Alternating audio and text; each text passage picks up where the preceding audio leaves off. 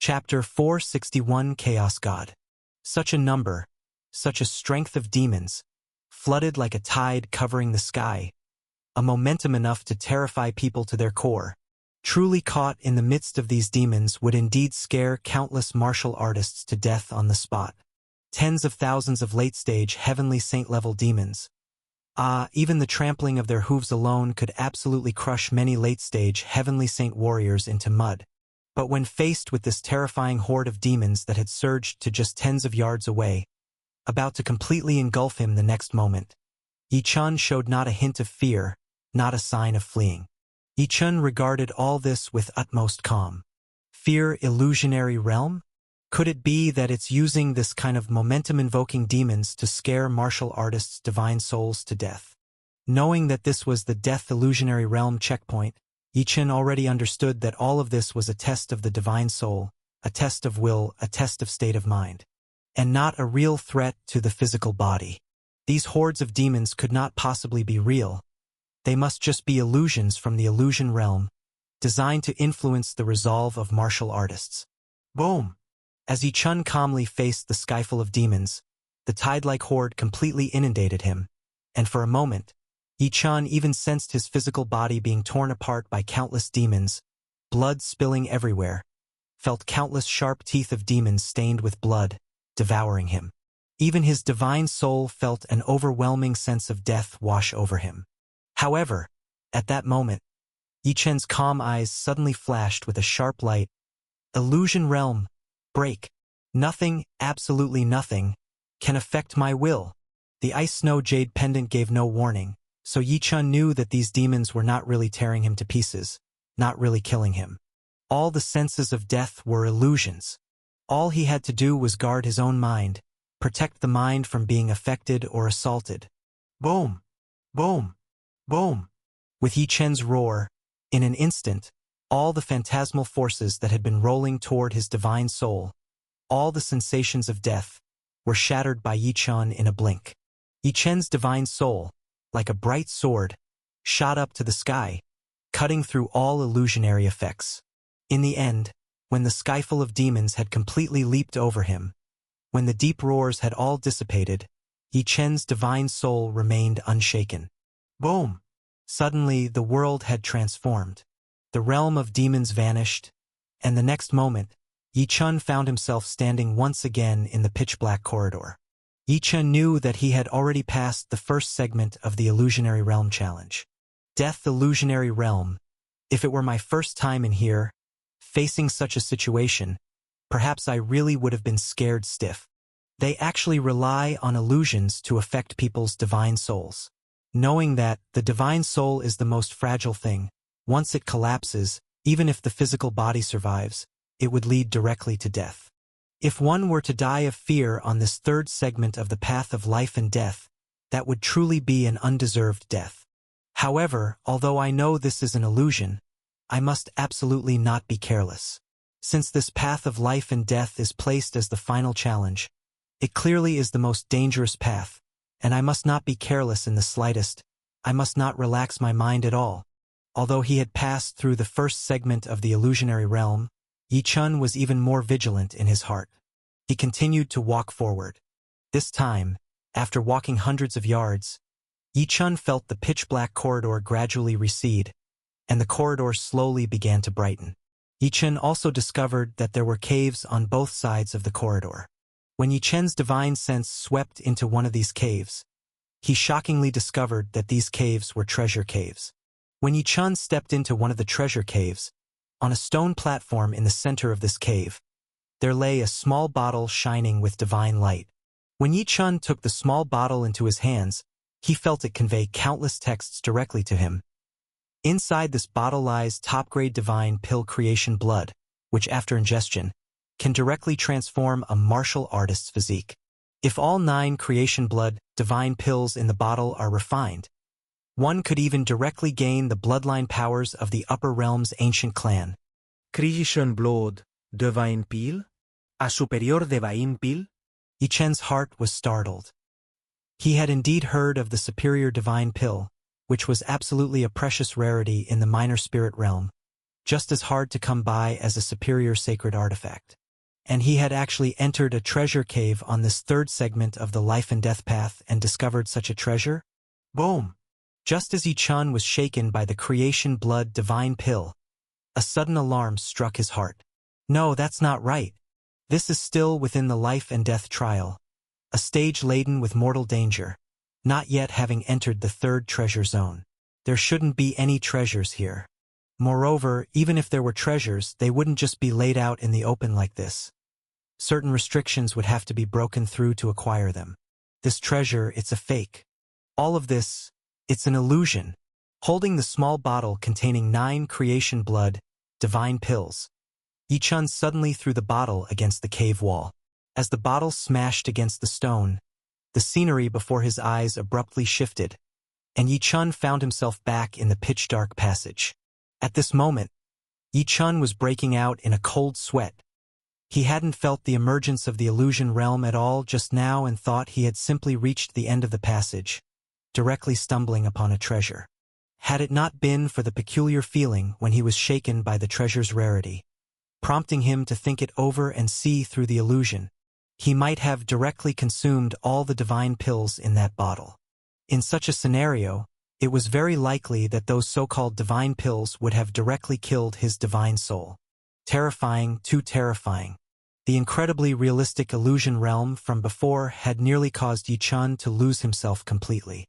Yi-Chun felt that if the first segment's illusion of a swarm of demons was meant to stir a warrior's soul with fear, then this second segment's illusion was designed to influence a warrior's soul with greed. If he had really coveted that divine pill treasure, he might already be dead. Confusion of the soul. His divine soul was nearly disrupted by that illusion. He almost fell into the life-threatening danger of that illusion realm. Bathed in cold sweat, Yi-Chun continued to move forward with a grave and serious expression. To advance through this third segment of the life and death trial, he must keep going. Even with immense danger ahead, Yi-Chun had to confront it head-on. At this time, the Ice Snow Jade Pendant and the sacred artifact, Tiana Primal Leaf, meant for protecting the divine soul that he had received from the Phoenix Spirit at the secluded Blue Mansion, were already activated by Yi-Chun. The experience with the second segment's greed illusion had made Yi-Chun extremely vigilant. Although he was still insisting on using his divine sense to experience these illusions, to truly temper his divine soul. After all, this was a genuine life and death trial, and Yi-Chun obviously wasn't going to gamble with his own life frivolously. Yi-Chun certainly wouldn't let himself die in this third segment of the life and death trial just to train his divine soul. Therefore, with the Ice Snow Jade Pendant and Tiana Primal Leaf already activated, he was ready for any even more dangerous illusions that might appear ahead. If necessary, Yi-Chun even considered flying into the Ice Snow Jade Pendant to forcefully break through this trial. When Yi-Chun walked through the dark passage for the third time, after about 1,000 feet, he noticed a stone bridge ahead. As Yi-Chun crossed the stone bridge, in front of it appeared countless young girls with graceful figures. These girls were clad in light, sheer gossamer, their ample bosoms and slender, creamy waists half concealed beneath the fabric, exuding a different kind of enticing allure. Chapter 462 Metamorphosis. As Yi-Chun's gaze swept over the delicate bodies of these young girls, his eyes remained exceptionally clear. This is the third segment of the illusion realm, probably the desire illusionary realm. If it were someone else, perhaps this desire illusionary realm would be incredibly terrifying, but I already have Zhang Yao. Even if these girls truly existed, they could never tempt me. Besides, where could their beauty compare with Zhang Yao's? Yi-Chun stepped forward, walking straight across the stone bridge, not even a flicker of desire in his glance as the girls swarmed toward him. Whoosh, whoosh, whoosh. As Yi-Chun strode hundreds of yards past the stone bridge, the mournful, coquettish, and even crying voices of the girls behind him did not make him stop. The bridge turned into a dark passage once again. Yi-Chun had successfully passed through the third segment of the Death Illusionary Realms test. This third segment had been somewhat easier to navigate than the second, but Yi-Chun's mind and spirit remained undistracted. The first segment was the Fear Illusionary Realm, the second the Greed Illusionary Realm, and the third the Desire Illusionary Realm. The fear illusionary realm had appeared in the memories of the fat and thin twin saints, so Yi Chun had some understanding of it. The greed and desire illusionary realms were new challenges in the divine heritage cave this time. Yi Chun didn't know what other illusionary realms awaited him below, or how much longer it would take to completely navigate this final path of life and death. As Yi Chun continued to walk deeper into the pitch-black corridor, it took the time of 3 cups of tea for him to feel the heavens and earth around him suddenly change. This time, the entire world turned a blood red. He could even see countless martial artists entwined by an inexplicable force up in the sky, all dead, with numerous streaks of blood dripping from their bodies, staining the ground with patches of crimson. And just as Yi Chun looked up at the lifeless martial artists who had bled out in the sky, he felt a terrifying power engulfing his entire being into the void. Then, powerful forces began to assault his body directly. This force seemed intent on completely shredding him. Blood Prison Illusionary Realm. For some reason, this term suddenly came to Yi Chen's mind. Unlike the second segment's Greed Illusionary Realm, which used illusions to deceive and entice, this blood-drenched world was immediately recognizable as an illusion realm to Yi Chun. But it was as if he couldn't resist at all. The illusion realm was attacking his divine soul directly. The Death Illusionary Realm's challenge not only confounded with illusions but also killed with them. If one couldn't resist the delusions, they would perish within the illusion realm. If one couldn't resist the slaughters, they would likewise perish within the illusion realm. Boom! Boom! Boom! As endless forces in the illusionary realm space converged to tear Yi Chen apart, the same boundless forces in the actual dark corridor were attacking his divine soul. These attacks! Yi Chun felt a suffocating force pressing against his mind and was about to use the Tiana Primal Leaf and Ice Snow Jade Pendant to defend when, under the pressure of the constricting forces, his divine soul unexpectedly began to feel a sensation of growth. It was his divine soul growing and resisting on its own in a life-threatening crisis. Yi Chen's divine soul was already much stronger than that of many martial artists. It had also experienced things that countless martial artists had never encountered. Whether it was being taken to the barbarian wilderness continent by the Stars Tower, the fusion of souls, or the time he directly eradicated Heavenly Saint Moya's soul fragmentation attempt, copious experiences had long since differentiated Yi Chen's divine soul from the ordinary, giving it a sense of transformation and sublimation. And now, in the Death Illusionary Realm's 4th segment, Blood Prison Illusionary Realm, facing a real attack on his divine soul, Yi Chen's divine soul began a thorough unleashing. Boom! Boom!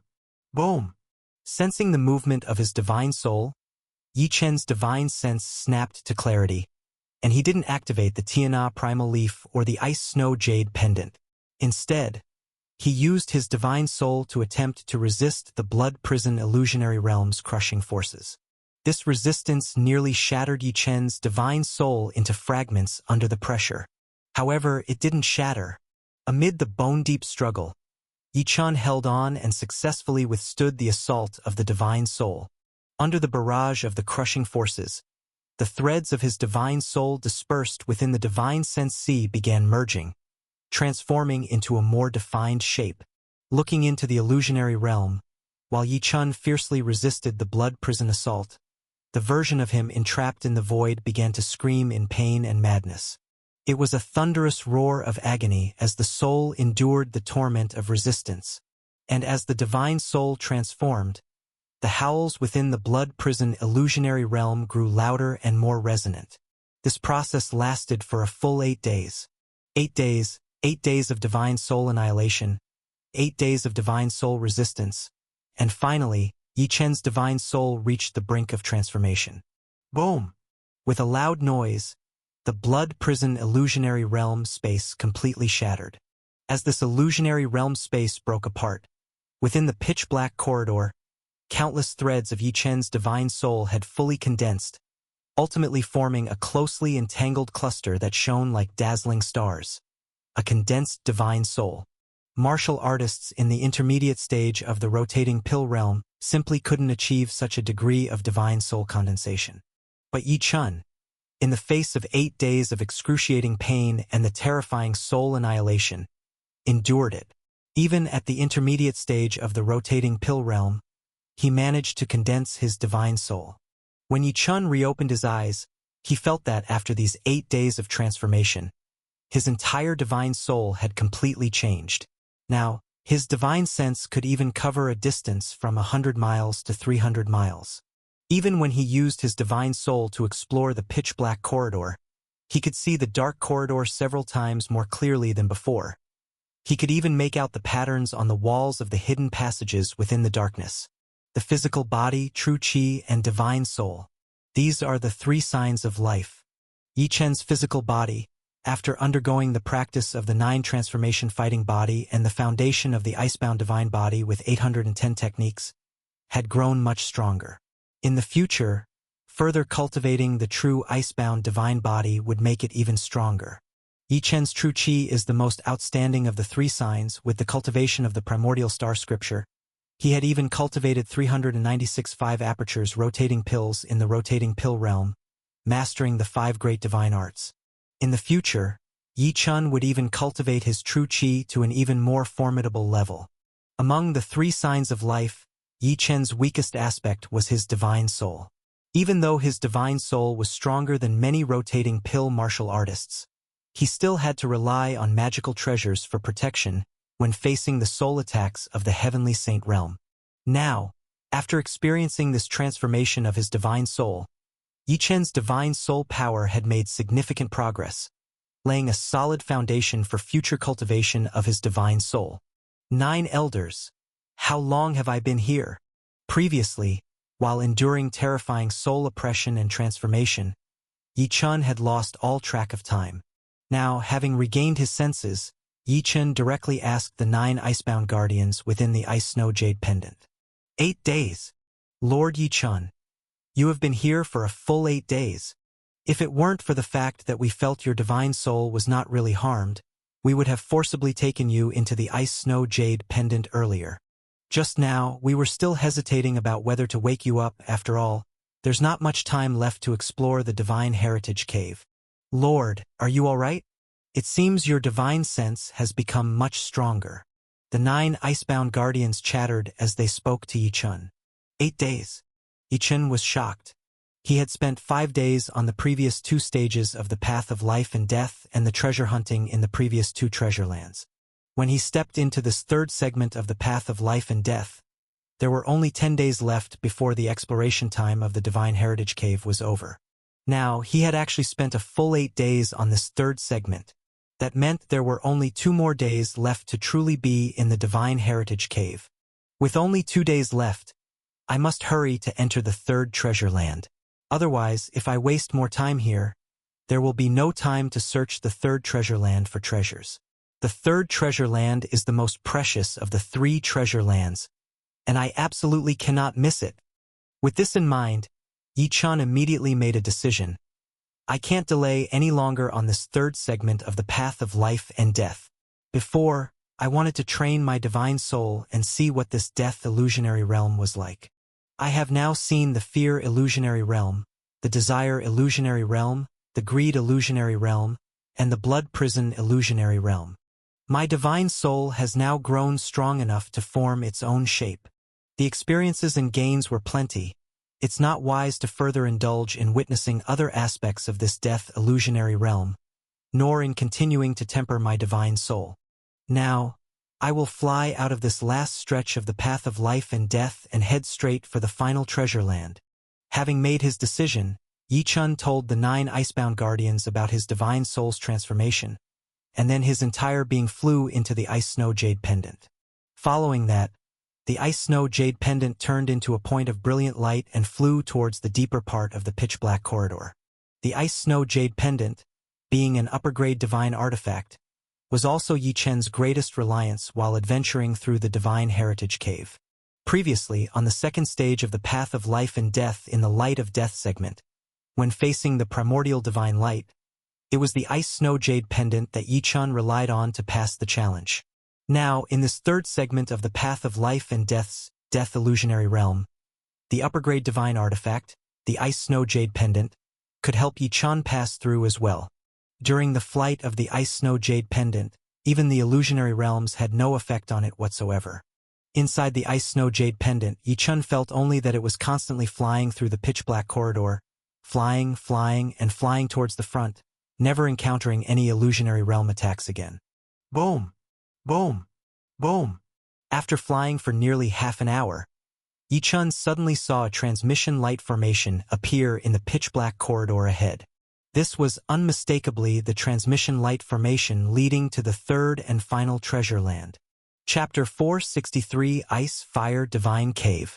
Seeing the transference portal appear ahead, Yi-chun was overjoyed. After enduring 4 segments of the Death Illusionary Realms crisis and with the Ice-Snow Jade Pendant flying for more than half an hour, Yi-chun finally saw the place to leave this Death Illusionary Realm checkpoint. Full of joy, Yi-chun directly maneuvered the Ice-Snow Jade Pendant toward the transference portal. Whoosh! Turned into a point of brilliant light, the Ice-Snow Jade Pendant instantly shot onto the transference portal. Then no accident occurred. After the Ice-Snow Jade Pendant flew onto it, the entire transference portal emitted a buzzing, trembling sound. In an instant, a beam of transference light enveloped the Ice-Snow Jade Pendant and transmitted it away from the portal. The next moment, as a surge of transference light flickered, the Ice-Snow Jade Pendant reappeared in a new realm. Whoosh! Whoosh! Whoosh! With a slight shake of the Ice-Snow Jade Pendant, Yi-chun flew out from it, and then, the Ice-Snow Jade Pendant returned from a point of bright light to its pendant form and flew to Yi-chun's waist. Is this the third treasure land? After securing the Ice-Snow Jade Pendant, Yi-chun lifted his eyes to survey the new world he had entered. The sight that met his eyes left Yi-chun in shock. At that moment, Yi-chun found himself on a high stone platform on the flank of a gigantic mountain peak. Looking forward, Yi-chun could see countless undulating mountain ranges stretching out before him, the ranges so vast that they seemed endless. This realm was much more majestic than the first and second treasure lands, and the scenery was even more stunning. He could also see that above those rolling mountain ranges, there were occasional surges of rosy clouds, and even towering pillars of treasure chi bursting out of the mountains, shooting towards the endless sky above. Just by observing those towering streams of treasure chi, Yi-chun knew that the mountains must be hiding countless incomparably precious treasures. The third treasure land was also the last and most valuable part of the Divine Heritage Cave. At first glance, Yi-chun knew there was something extraordinary about this treasure land. Yi-chun was ready to fly into the countless undulating mountain ranges ahead to search for treasures when something unexpected happened.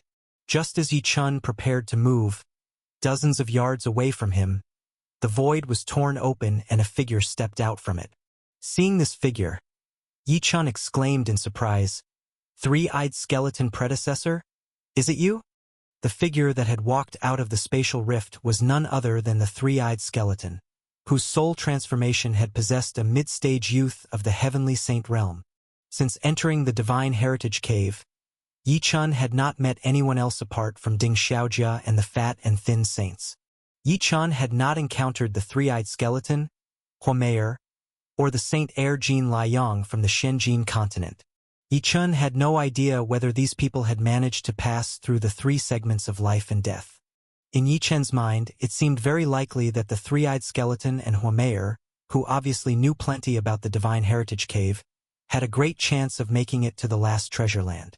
Although that was his expectation, since everyone's timing to pass the levels was different, suddenly encountering the three-eyed skeleton here was of course a huge surprise to Yi-chun. At this time, the three-eyed skeleton, having appeared, directly walked toward Yi-chun and eventually stopped 5 yards away from him. "Young lad, you have indeed shocked me again by successfully reaching this final treasure land," the three-eyed skeleton said, his eyes bright as he looked at Yi-chun, their gaze emitting a strange light. Being stared at by the three-eyed skeleton, and noticing the odd look in his eyes, Yi-chun too felt a stir inside. "Predecessor, were you waiting for me here? Speaking of which, I must thank you for the clue to the treasure you provided earlier, which allowed me to successfully acquire the Netherworld Ant." Aside from initially attacking Yi-chun in the ancient restricted land, ever since Yi-chun took out the Beiming secret tome, the three-eyed skeleton had always been kind to him. He had even specifically given him clues about the warm sun sand and netherworld ant. Yi-chun even suspected that this person might be related to the Baiming clan. In such a situation, Yi-chun temporarily set aside his grievances and addressed him as predecessor. "Haha, young lad, you are indeed very clever. I was waiting here for you," laughed the three-eyed skeleton upon hearing Yi-chun's words. "Do you remember, young lad, that I told you before that this divine heritage cave was no ordinary event?" After processing this for a moment, Yi-chun nodded. "You indeed mentioned this at the Divine Transmission Hall, and you also said that if I lived through the third segment of the life and death path, you would tell me the reason why this divine heritage cave is extraordinary. Are you waiting here to discuss this divine heritage cave with me?" When first entering the Divine Transmission Hall, Mayer had warned Yi-chun that this year's treasure hunt in the Divine Heritage Cave was completely different from the past. Later, the three-eyed skeleton also voiced out a reminder to Yi-chun. At that moment, Yi-chun was exceedingly curious about what made the Divine Heritage Cave different. After experiencing the trials of 3 life and death pathways and observing the exploits of the fat and thin saints in the Divine Heritage Cave, Yi-chun noticed something off about the cave. This time, the Divine Heritage Cave was indeed much more dangerous, and it had many changes compared to before, with significant alterations to the 3 life and death pathway trials. As for the reason behind such changes, Yi-chun did not know. And obviously, the three-eyed skeleton might know the reason. Hearing the three-eyed skeleton bring up the matter, Yi-chun, of course, looked at the three-eyed skeleton with immense curiosity, eager to hear what he would say. "Young lad, the reason I didn't tell you about the difference in the Divine Heritage Cave this time was also a test for you. In my heart, if you could successfully make it to this last treasure land, you could become one of my assistants, and I would tell you many secrets." "An assistant? Secrets?" Yi-chun was taken aback. The three-eyed skeleton said with a smile, "Young lad, do you know how many days I've waited for you here?" "A few days." Yi-chun asked in confusion. "Isn't there only 1 day to hunt for treasure in each treasure land? Could it be that Senior has been waiting in this third treasure land for a long time?" "Haha, the 15 days of treasure hunting in the Divine Heritage Cave are an ironclad rule and will not change. However, the treasure hunting time for each treasure land can vary. The first and second treasure lands indeed have a treasure hunting time of 1 day, but after the anomaly in the Divine Heritage Cave, the third treasure land is completely different from before. If you were strong enough and arrive here quickly, you could even spend a full 15 days inside. Young lad, I've been here for 8 days already. Stay in this third treasure land for so long." Yi-chun was completely surprised by the three-eyed skeleton's words. If one really could stay for that long, there would be great gains from treasure hunting in the most valuable treasure land. Had he known this earlier, Yi-chun would have strived to reach this third treasure land a few days earlier, instead of being left with only 2 days to hunt for treasure like now. Seeing the look of regret on Yi-chun's face, the three-eyed skeleton chuckled. "You need not regret it. The reason why the treasure hunting time can change in this third treasure land is that something which only appears once every 3,300 years has emerged. That thing opened just 3 days ago, and that's the true precious place in this treasure land. Coming early would be of no use to you. It's precisely because of that thing's emergence that the Divine Heritage Cave underwent such great changes and became completely different from before." The words of the three-eyed skeleton genuinely shocked Yi-chun. Secrets. Indeed, they were secrets. Yi-chun had never heard about these things before. "Senior, what is this thing that appears only once every 3,300 years and can cause such a great upheaval in the Divine Heritage Cave?" Yi-chun couldn't help but press the three-eyed skeleton for answers. The three-eyed skeleton looked toward the endlessly stretching mountain range to the north, with a glint flashing in his eyes. "That thing is called Ice Fire Divine Cave. That Ice Fire Divine Cave is the most precious cave left in the 5 Elements Mountain by the great being who established it, containing treasures that would drive both ancient clans of the Minor Spirit Realm, the Baiming clan and the Blood God clan, to madness. The Ice Fire Divine Cave appears only once in 3,300 years. The astounding secrets within are known to only a few. Even the Biming clan and Blood God clan from the upper realms are unaware, or else countless true gods would have descended upon this five elements mountain. Ice Fire Divine Cave?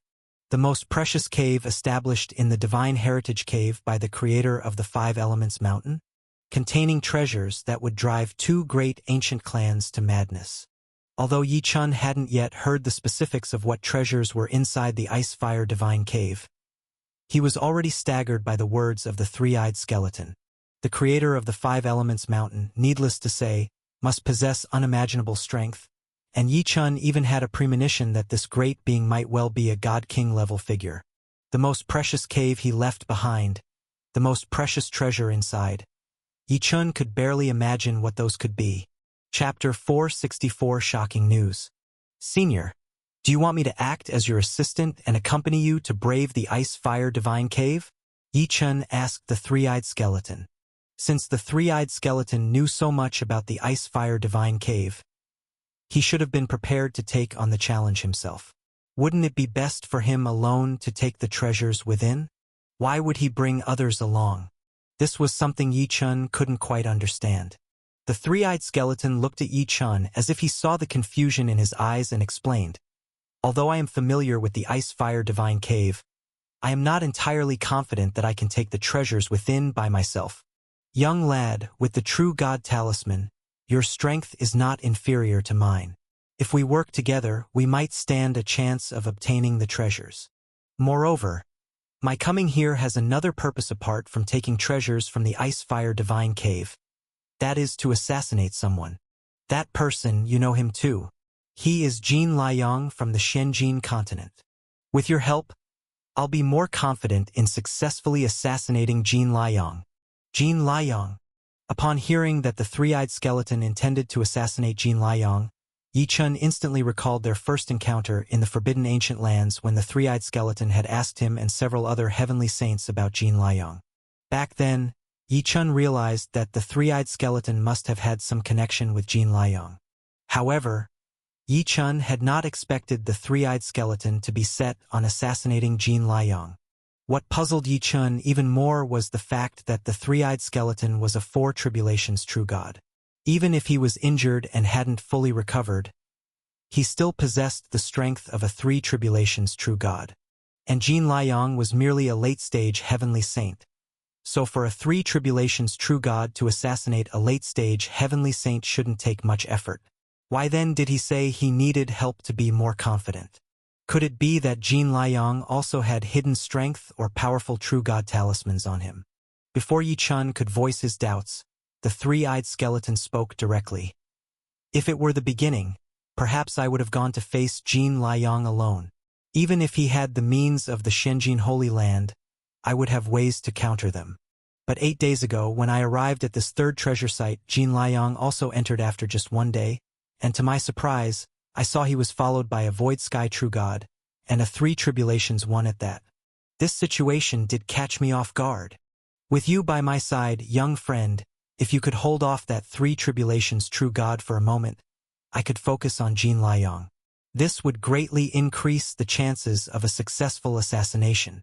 After all, I believe that Jin Liang must have some prepared measures. A Three Tribulations True God with Jin Liang." Yi Chun was taken aback.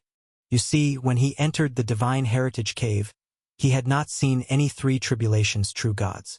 If this true god had indeed entered the treasure site, it meant that he had entered the Divine Heritage Cave concealed within Jin Liang's treasure space. But treasure spaces shouldn't be able to bring in Void Sky true gods, unless the treasure space was a medium-grade divine artifact or high-grade divine artifacts like the Ice Snow Jade Pendant, which could allow entry into the Divine Heritage Cave. However, medium-grade and high-grade divine artifacts were exceedingly rare treasures, and in the minor spirit realm, only immensely powerful true gods possessed them.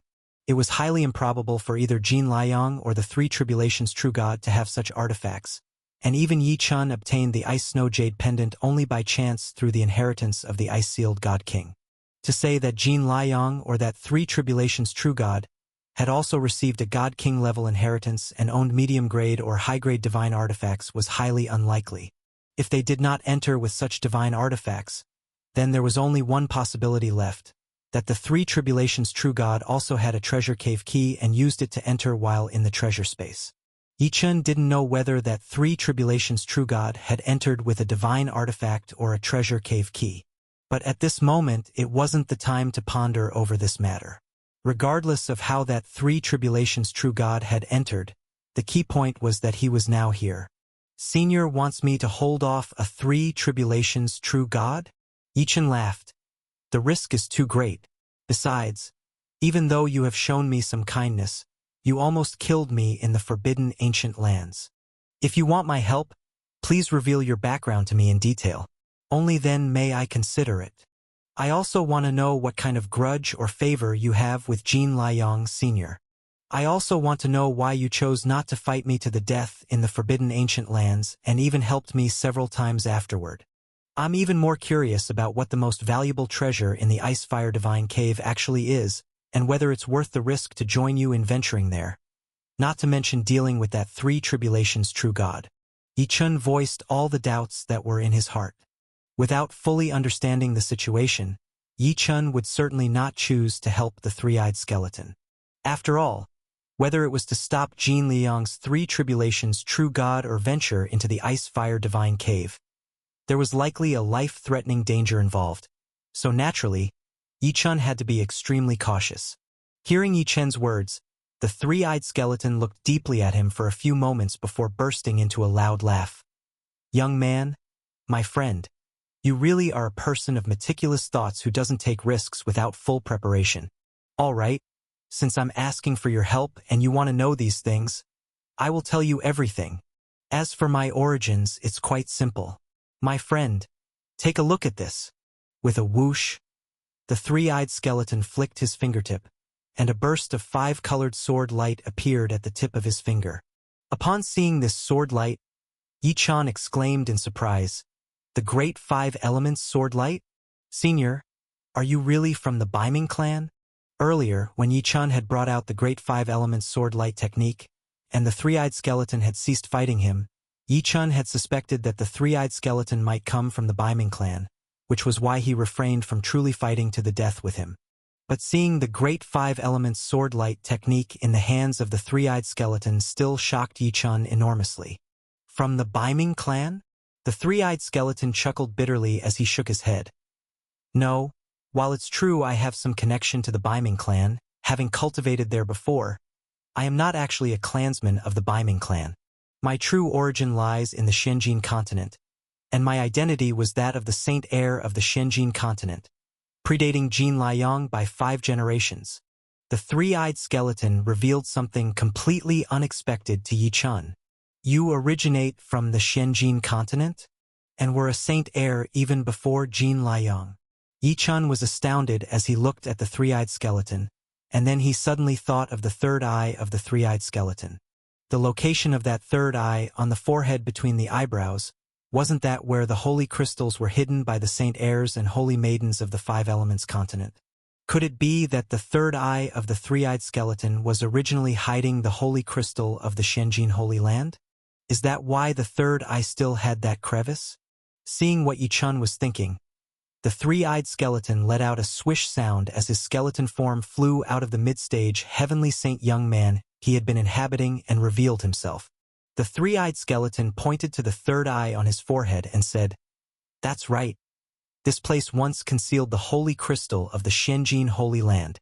After my ascension to the minor spirit realm, I left the holy crystal to the next saint heir. And now that holy crystal is in the hands of Jin Liang. After the holy crystal vanished, I transformed this acupoint into a third eye, one with the power of a divine sword. After I ascended to the minor spirit realm, I started cultivating within the Baiming clan. My friend, the reason why I recognize the origin of your Baiming secret tome, and also why I know the Great Five Elements sword light, is not because it's a technique known to all Baiming clan people, but because it was the very secret tome my master truly cultivated. It was because I saw that you had received my master's legacy that I refrained from fighting you. Your master's legacy? The true God who dropped the divine sword was your master. Yichun was completely shocked. He had never expected that the divine sword he had encountered, when it fell to the world, would have such a great connection with the three-eyed skeleton. At this point, the three-eyed skeleton also seemed to remember many things, and his voice became somber. My master was a six tribulations true God. My friend, since you have received the divine sword's inheritance, you should know that the Baiming clan and another ancient clan of the minor spirit realm, the Blood God clan, have a deep-seated enmity, constantly fighting over control of the Baiming Divine Sea. My master once left to patrol the Baiming Divine Sea, and since then I never saw him again. It was only from you that I learned his divine sword had fallen to the lower realm, and he's likely to have perished at the hands of some true god of the Blood God clan. When mentioning the Blood God clan, the three-eyed skeleton's eyes were filled with hatred. Not only did my master meet his end, but even my current state is inextricably linked with the Blood God clan. After the minor spirit realm opened, Jin Liang left Shenjin continent to visit there, and he also specifically came to visit me in the Baiming clan. Being a saint heir of generations after me, I naturally took great care of him. But what I didn't expect was that Jin Liang would collude with the Blood God clan, later betraying my whereabouts to them. During one of my travels, I was immediately pursued and attacked by three powerful true gods of the Blood God clan. If it weren't for a supreme treasure on my person, I might have truly perished under their chase.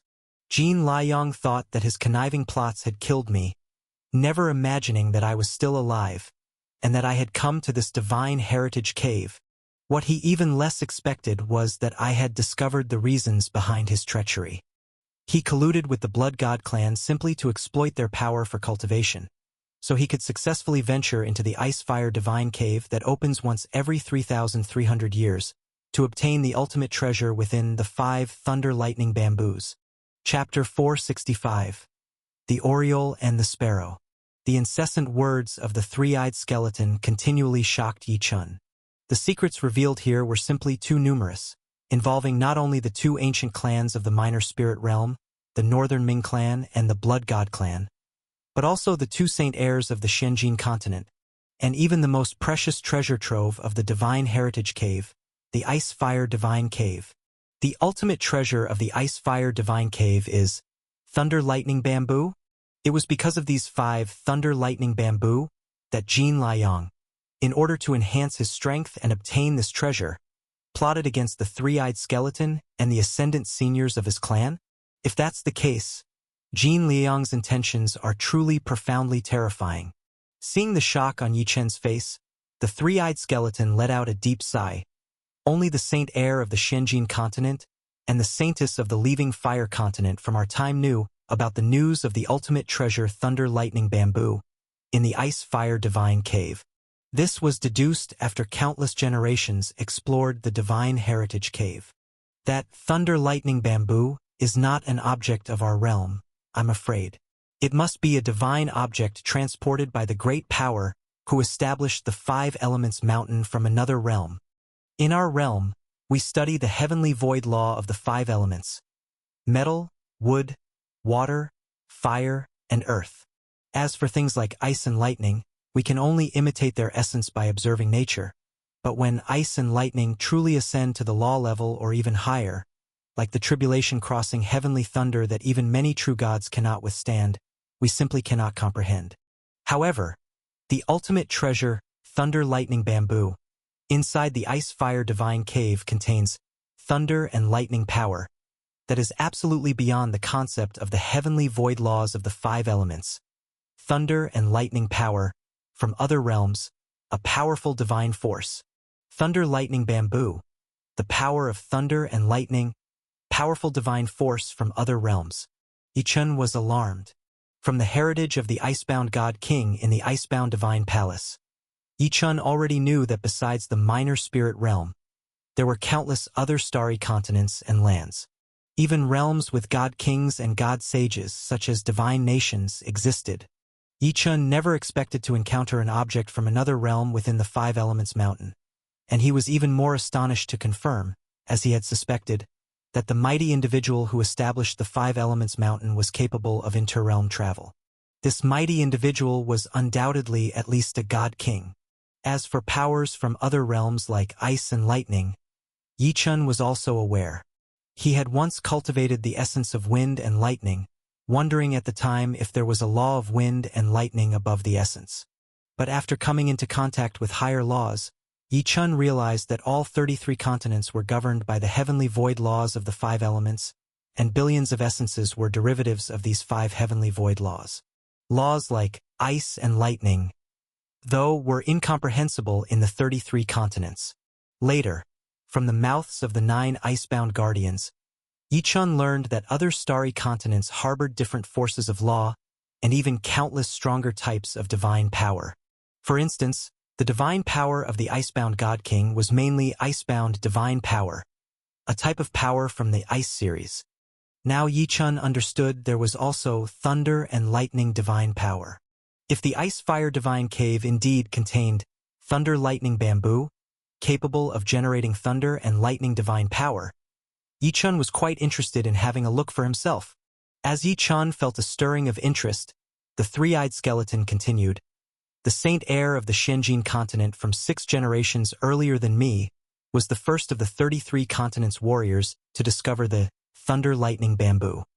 Although he did not fully comprehend the full might of the thunder and lightning power of the Thunder Lightning Bamboo, just witnessing the surge of its thunder and lightning power once, the senior who later ascended to cultivate in the Northern Ming clan knew that if this item were to be crafted into a divine sword, it would surely be a formidable one, and it could even restrain the true gods of our old rivals, the Blood God clan. The Blood God clan practices the Blood Demon Path and fears powerful thunder and lightning the most.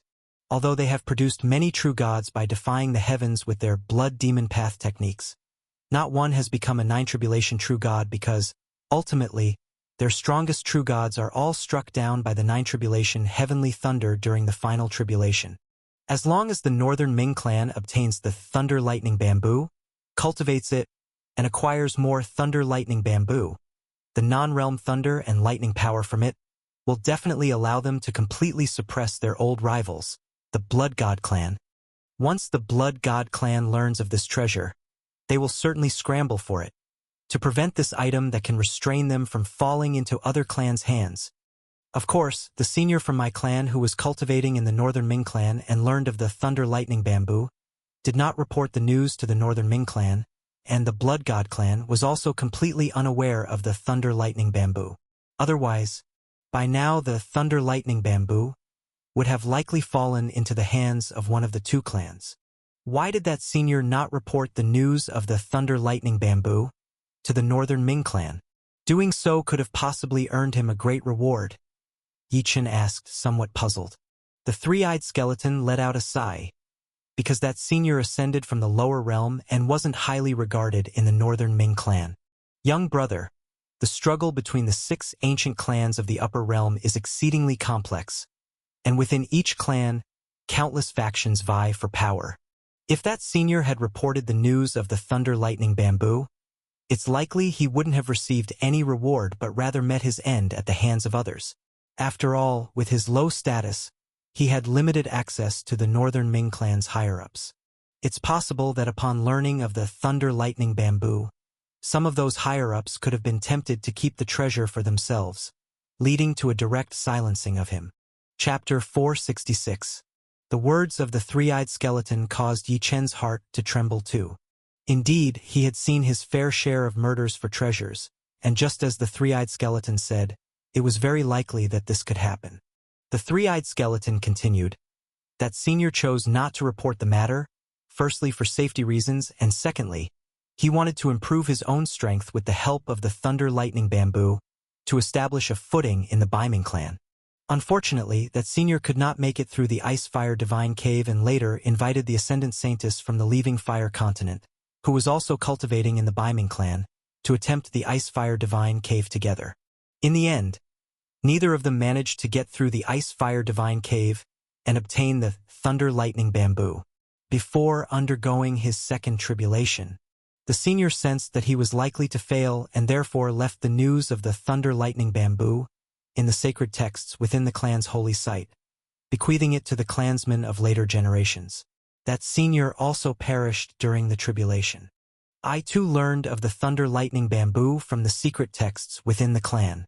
Of course, after ascending to the Baiming clan, I did not disclose this to the higher-ups of the Baiming clan either, harboring the thought of keeping the treasure for myself.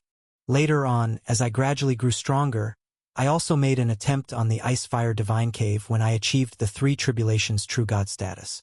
I came close to success, yet I failed at the last moment. Later, as I broke through to the 4 Tribulations True God, sadly, before the Ice-Fire Divine Cave reopened, Jin Liang arrived. I never expected that Jin Liang would collude with members of the Blood God clan just because of the information about the Ice-Fire Divine Cave, seeking to deal with me while also strengthening himself. Him, a late-stage heaven saint, actually coveting the thunder lightning bamboo in the Ice-Fire Divine Cave. Such an insatiable greed. Young brother, I see that your relationship with the little holy maiden Huameyer from the leaving fire continent seems quite unusual. You might not be aware, but Huameyer inherited the position of the holy maiden because her mother, the previous generation's holy maiden of the leaving fire continent, perished 8 years ago. Others don't know the reason behind that holy maiden's demise, but I do. She was also a victim of Jin Liang's conspiracy. Due to the senior's connection, the leaving fire continent was also aware of the Ice-Fire Divine Cave and the Thunder Lightning Bamboo. Apparently, Jin Liang, fearing that the holy maiden from the leaving fire continent would compete with him for the Thunder Lightning Bamboo, took the initiative to strike her down. Jin Liang, his scheming is truly malicious. Our 5 continents, originally depending on each other, ascend and cultivate in the Baiming clan. Not only did he collude with the Baiming clan's adversary, the Blood God clan, he also plotted against the sons and daughters of other continents. This time, I must kill him. Otherwise, I fear more people will fall to his hands. Shocked upon hearing the 3-eyed skeleton mention Huameyer, Yichun exclaimed, Huameyer's mother, the previous generation's holy maiden from the leaving fire continent, also died at Jin Liang's hands? Yichun suddenly recalled what Huameyer had told him. She had warned him to watch out for Jin Liang and said he was not as simple as he seemed. Could it be that Huameyer knew her mother had been killed by Jin Liang? Yichun further pondered whether Huameyer's presence in the Divine Heritage Cave meant she was unafraid of Jin Liang's plotting against her again, or whether she was here specifically to deal with Jin Liang. Yichun felt that this quest for treasures in the Divine Heritage Cave, due to the Ice-Fire Divine Cave surfacing once more, had become exceedingly complicated.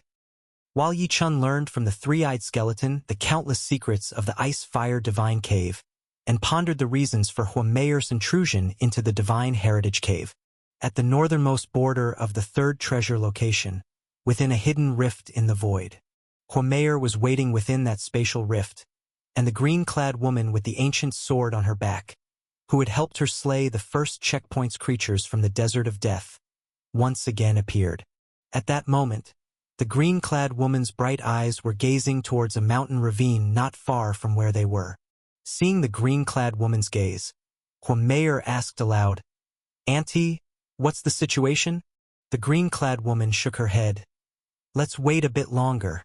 Jin Liang has not yet made a move against the Ice-Fire Twin Dragons guarding the Ice-Fire Divine Cave.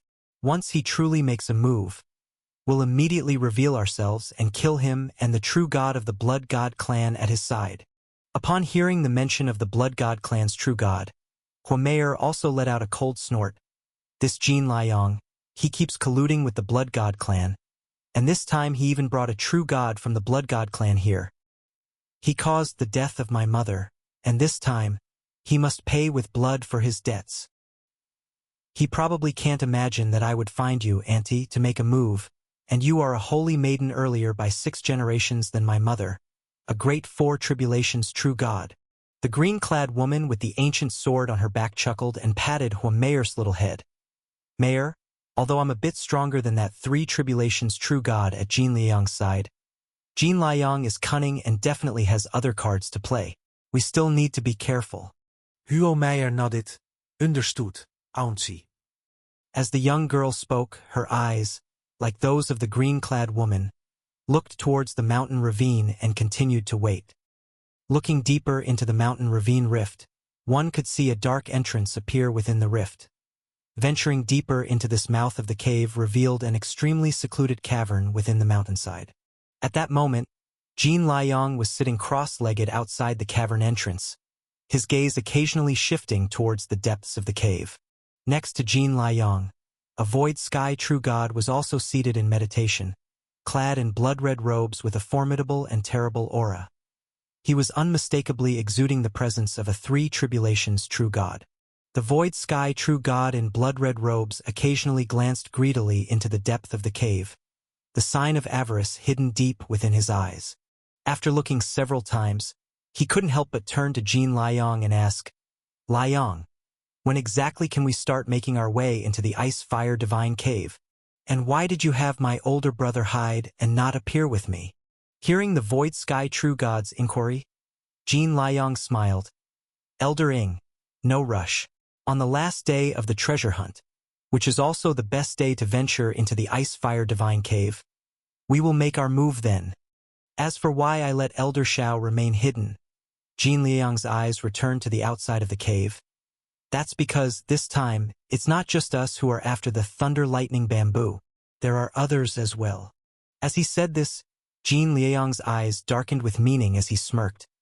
The mantis stalks the cicada, unaware of the oriole behind. Those people think they are the oriole, waiting for us to venture into the ice-fire divine cave before they strike at us, contending for the treasure. They would never expect, let alone imagine, that not only do I have Elder Ing the three tribulations true god at my side, but also Elder Shao, an even more formidable presence lurking in the shadows. Orioles? When they make their move, let's show them who the real oriole is. Chapter 467. Ice-Fire Twin Dragons. The real yellow bird? Upon hearing Jin Liang's words, the three tribulations true god dressed in a crimson robe was slightly taken aback, then smiled. "Haha, Liang, you've thought this through. Since others will come, it's indeed better for elder brother to stay hidden, just in case." Having said that, the three tribulations true god in the crimson robe communicated telepathically with another hidden void sky true god, who was an elderly man in black clothes with a beard, currently concealed within the space of a golden ring in Jin Liang's hand.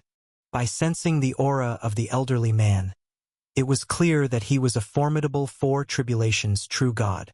Jin Liang watched the two true gods communicate telepathically and slightly shifted his gaze before smiling. Then, he turned his attention towards the depths of the cave and continued to wait silently.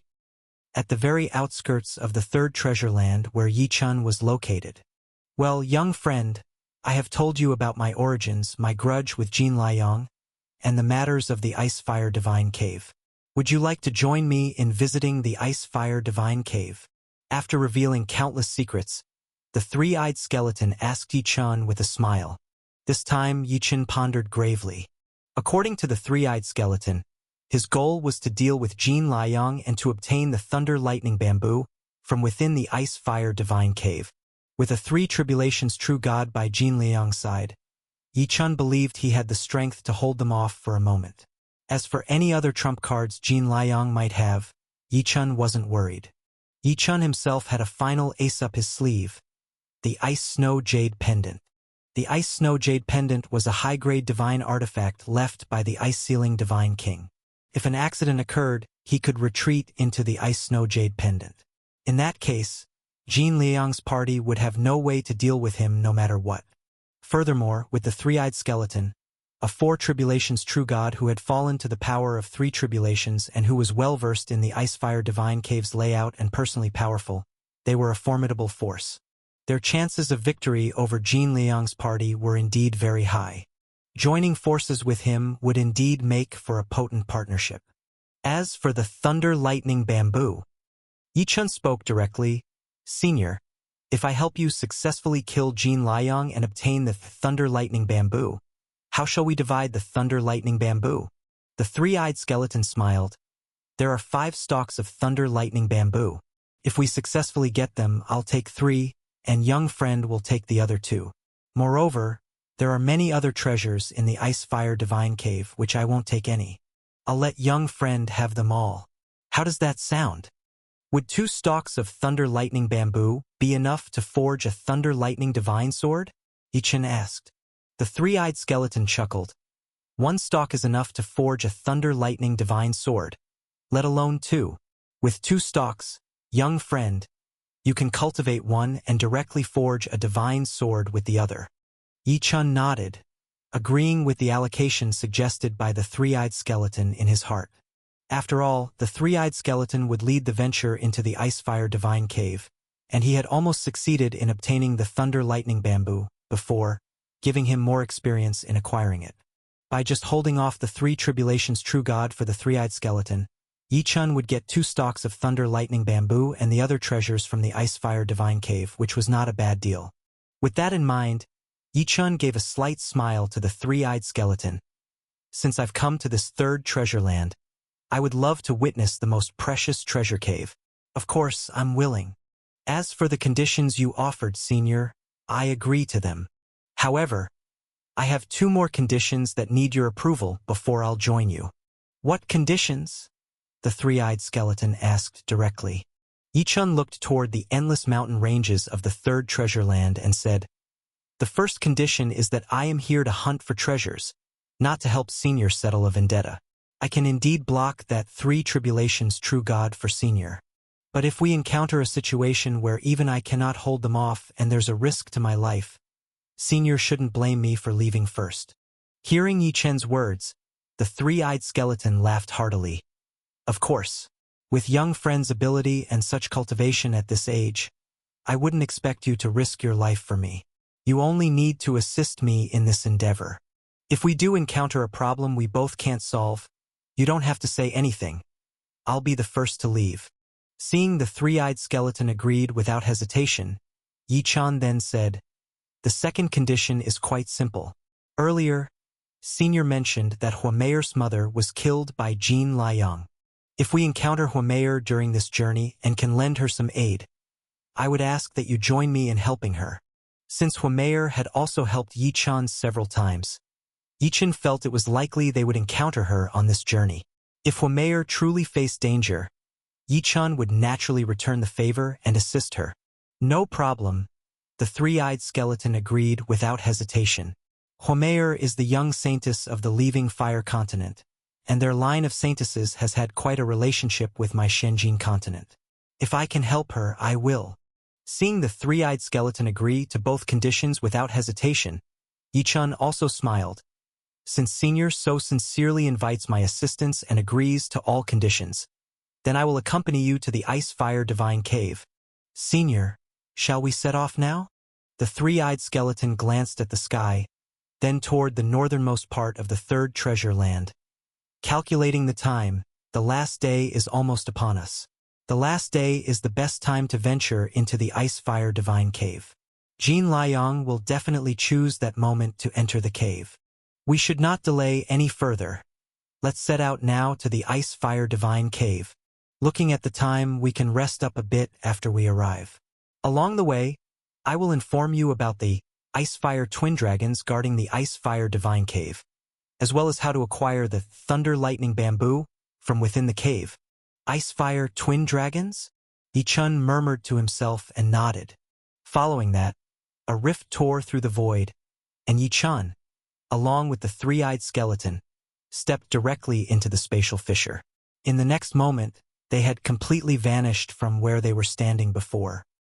Early the next morning, the time had come to the last day of treasure hunting in the Divine Heritage Cave. As the first rays of sunlight shone between the mountains of the last precious land, Jin Liang, who was sitting cross-legged at the entrance of the dark cave, stood up immediately. The 3 tribulations true god beside him also stood up.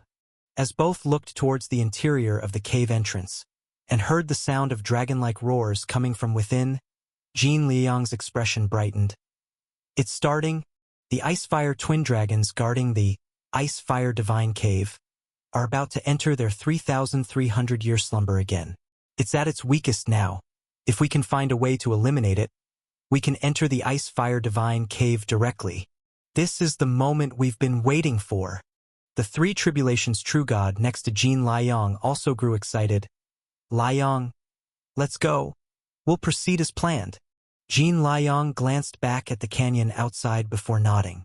Whoosh, whoosh. Afterward, the sound of two figures cutting through the air could be heard as Jean Liang and the three tribulations' true god flew straight into the darkness of the cave's entrance. At the same time, not far away, Huameyer and the lady in the green dress carrying an ancient sword also stood up from a spatial fissure.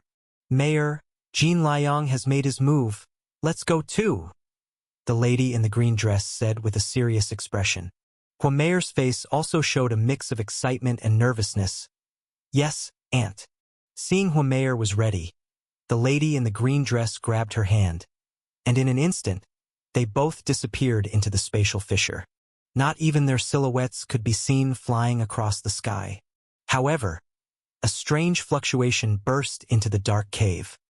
Shortly after Jean Liang's group and Huameyer's group entered the cave, two more ripples in the void appeared outside the cave. Within these two fluctuations, a concealed voice transmission emerged. Young man, this place is the periphery of the Ice-Fire Divine Cave. It seems that Jean Liang has already gone inside. So let's proceed. Since the senior is extremely familiar with this place, I will follow the senior's lead in everything. Another secret voice transmission responded. That latter voice transmission turned out to be Yi Chen's telepathic message. After a few exchanges between the two voices, without showing themselves, the two fluctuations had already flown straight into the cave. Looking deeper into the cave where Jean Liang and others had flown, there appeared to be another space hidden behind a light door, at a distance of a few hundred miles deeper in the cave. This space was about tens of thousands feet in diameter, and the most eye-catching part of this entire space was a stone platform occupying the innermost region spanning about 30 feet across. In the center of this stone platform, there was a large hole with a diameter of 10 feet, emitting blinding fiery light and bone-chilling icy blue light. Peering deeper into the hole revealed that it was profoundly deep. One could see two distinct colors of divine flames, icy blue and fiery red, burning ceaselessly on the inner walls of the hole. Looking down into the depths of the hole, the entire base was shrouded in the icy and fiery divine flames, making it impossible to see what was inside. The two-colored divine flames on the bottom and walls of the hole, one icy blue and one fiery red, emitted extreme cold and extreme heat, causing the entire space to alternate between intense cold and scorching heat in an instant. Looking down below the enticing stone platform, one could see a dragon-like monster, dozens of feet long with two heads, lying on the ground appearing slightly drowsy. This two-headed dragon-like monster had a blue body. However, starting from where the heads forked, one side was extremely fiery red, and the other exhibited a wondrous icy blue color. These two colors perfectly matched the colors of the two types of divine flames inside the large hole. This two-headed dragon-like monster was none other than the guardian of this cave, the Ice-Fire Twin Dragons, and behind it, the hole emitting two kinds of divine flames was unmistakably the most treasured place within the Divine Heritage Cave, the Ice-Fire Divine Cave. Chapter 468. Appearing in person. The first group to enter the space of the Ice-Fire Divine Cave was led by Jean Liang. Upon seeing the stone platform behind the Ice-Fire Twin Dragons with a glaring hole emitting fiery light and icy blue cold beams that was 30 feet in diameter, Jean Liang's eyes immediately lit up. The Ice-Fire Divine Cave. That is the Ice-Fire Divine Cave. After 3,300 years, the Ice-Fire Divine Cave has finally reappeared in the world. This was the first time Jean Liang had seen the Ice-Fire Divine Cave. Although he had learned much about it from the Holy Land secret tome of Shenjin Continent through the records of the predecessors, actually laying eyes on this divine cave still stirred his soul and he could hardly calm himself. He had planned a lot, all for this moment. Jean Liang was overjoyed, and the three tribulations true god beside him was equally excited, his eyes shining brightly. Liang, is this the Ice-Fire Divine Cave you spoke of? The legendary Thunder Lightning Bamboo grows inside it.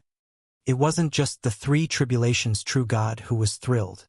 Even another four tribulations true god hiding in Jean Liang's ring space, an old man in black clothes with a beard, was so excited that his beard trembled. They had long heard from Jin Liang about the wonder of the thunder-lightning bamboo, which was why they had descended to this world. Now seeing the ice-fire divine cave before their eyes, they were naturally overwhelmed with excitement. While Jin Liang and the two true gods were emotionally stirred, the double-headed beast, ice-fire twin dragons, that had been lying at the base of the ice-fire divine cave platform sensed the intrusion. Its previously indolent expression disappeared in an instant, and in the next moment, all four eyes from its two heads stared directly at Jin Liang and the others. At the same time, the aura of the Icefire twin dragons shook, and its entire body, which was several dozen feet long, suddenly stood upright. In the next moment, its body burst forward, lunging to bite at Jin Liang and the three tribulations' true god. The speed of the Icefire twin dragon's burst was staggering, and its immense aura was in no way weaker than the three tribulations' true god beside Jin Liang.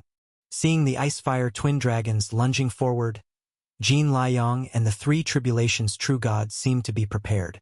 The three tribulations' true god flipped his palm, and a small earthy gray flag appeared in his hand. As soon as the small gray flag appeared, the three tribulations' true god pinched a magic formula, and in an instant, the small flag duplicated. 1 became 2, 2 became 4 turned into 8, and in a blink it transformed into 64 fluttering battle flags, immediately confronting the charging Icefire twin dragons.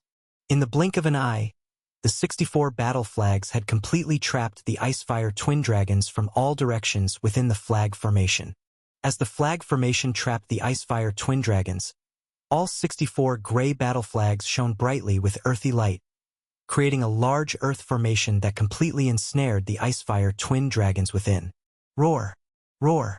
The Icefire twin dragons, trapped in the earth formation, were unwilling to be restrained so easily.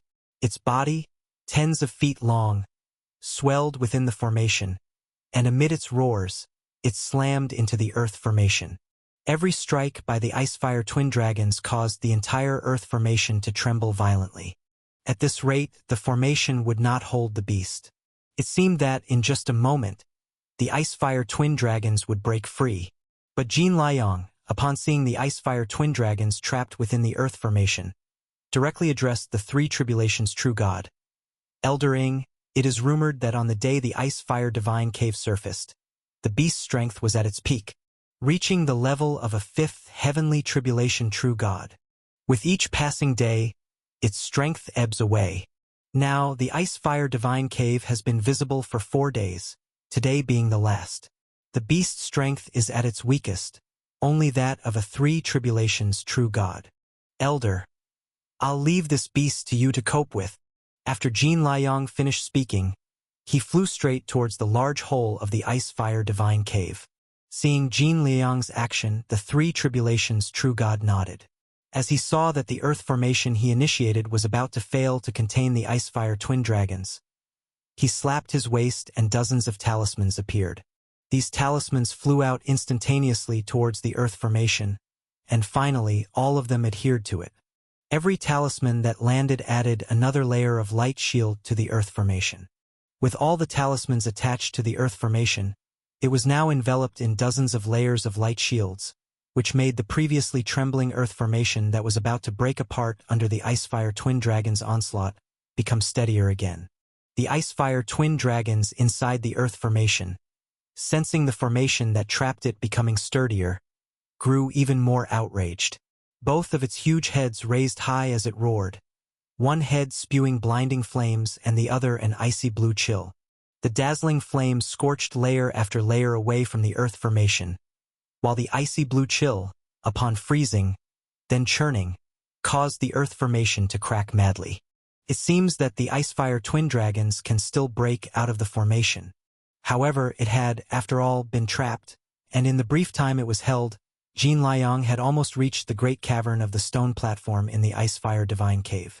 Just then, right in front of Jin Liang, who was flying forward, swoosh, swoosh, two figures appeared directly.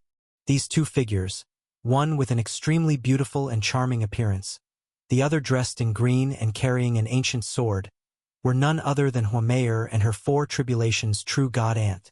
Jin, You're in such a hurry to enter the Ice-Fire Divine Cave. Huh? It's rumored that the Divine Cave contains two kinds of sacred flames, the Ice Soul Divine Flame and the Burning Dust Divine Flame, both capable of killing even 4 tribulations true gods. Are you really confident to enter, Jean? As soon as Huameyer appeared, she sneered directly at Jean Liang. And the woman in green carrying an ancient sword beside Huameyer's gaze was even fixed on the 3 tribulations true god, who was currently using magic to contain the Icefire twin dragons. Blood God Clan's Xianying true god. You've actually descended to help someone on the verge of becoming a heavenly saint. Quite a mood, isn't it? The woman in green obviously recognized the 3 tribulations true god beside Jean Liang and spoke out directly.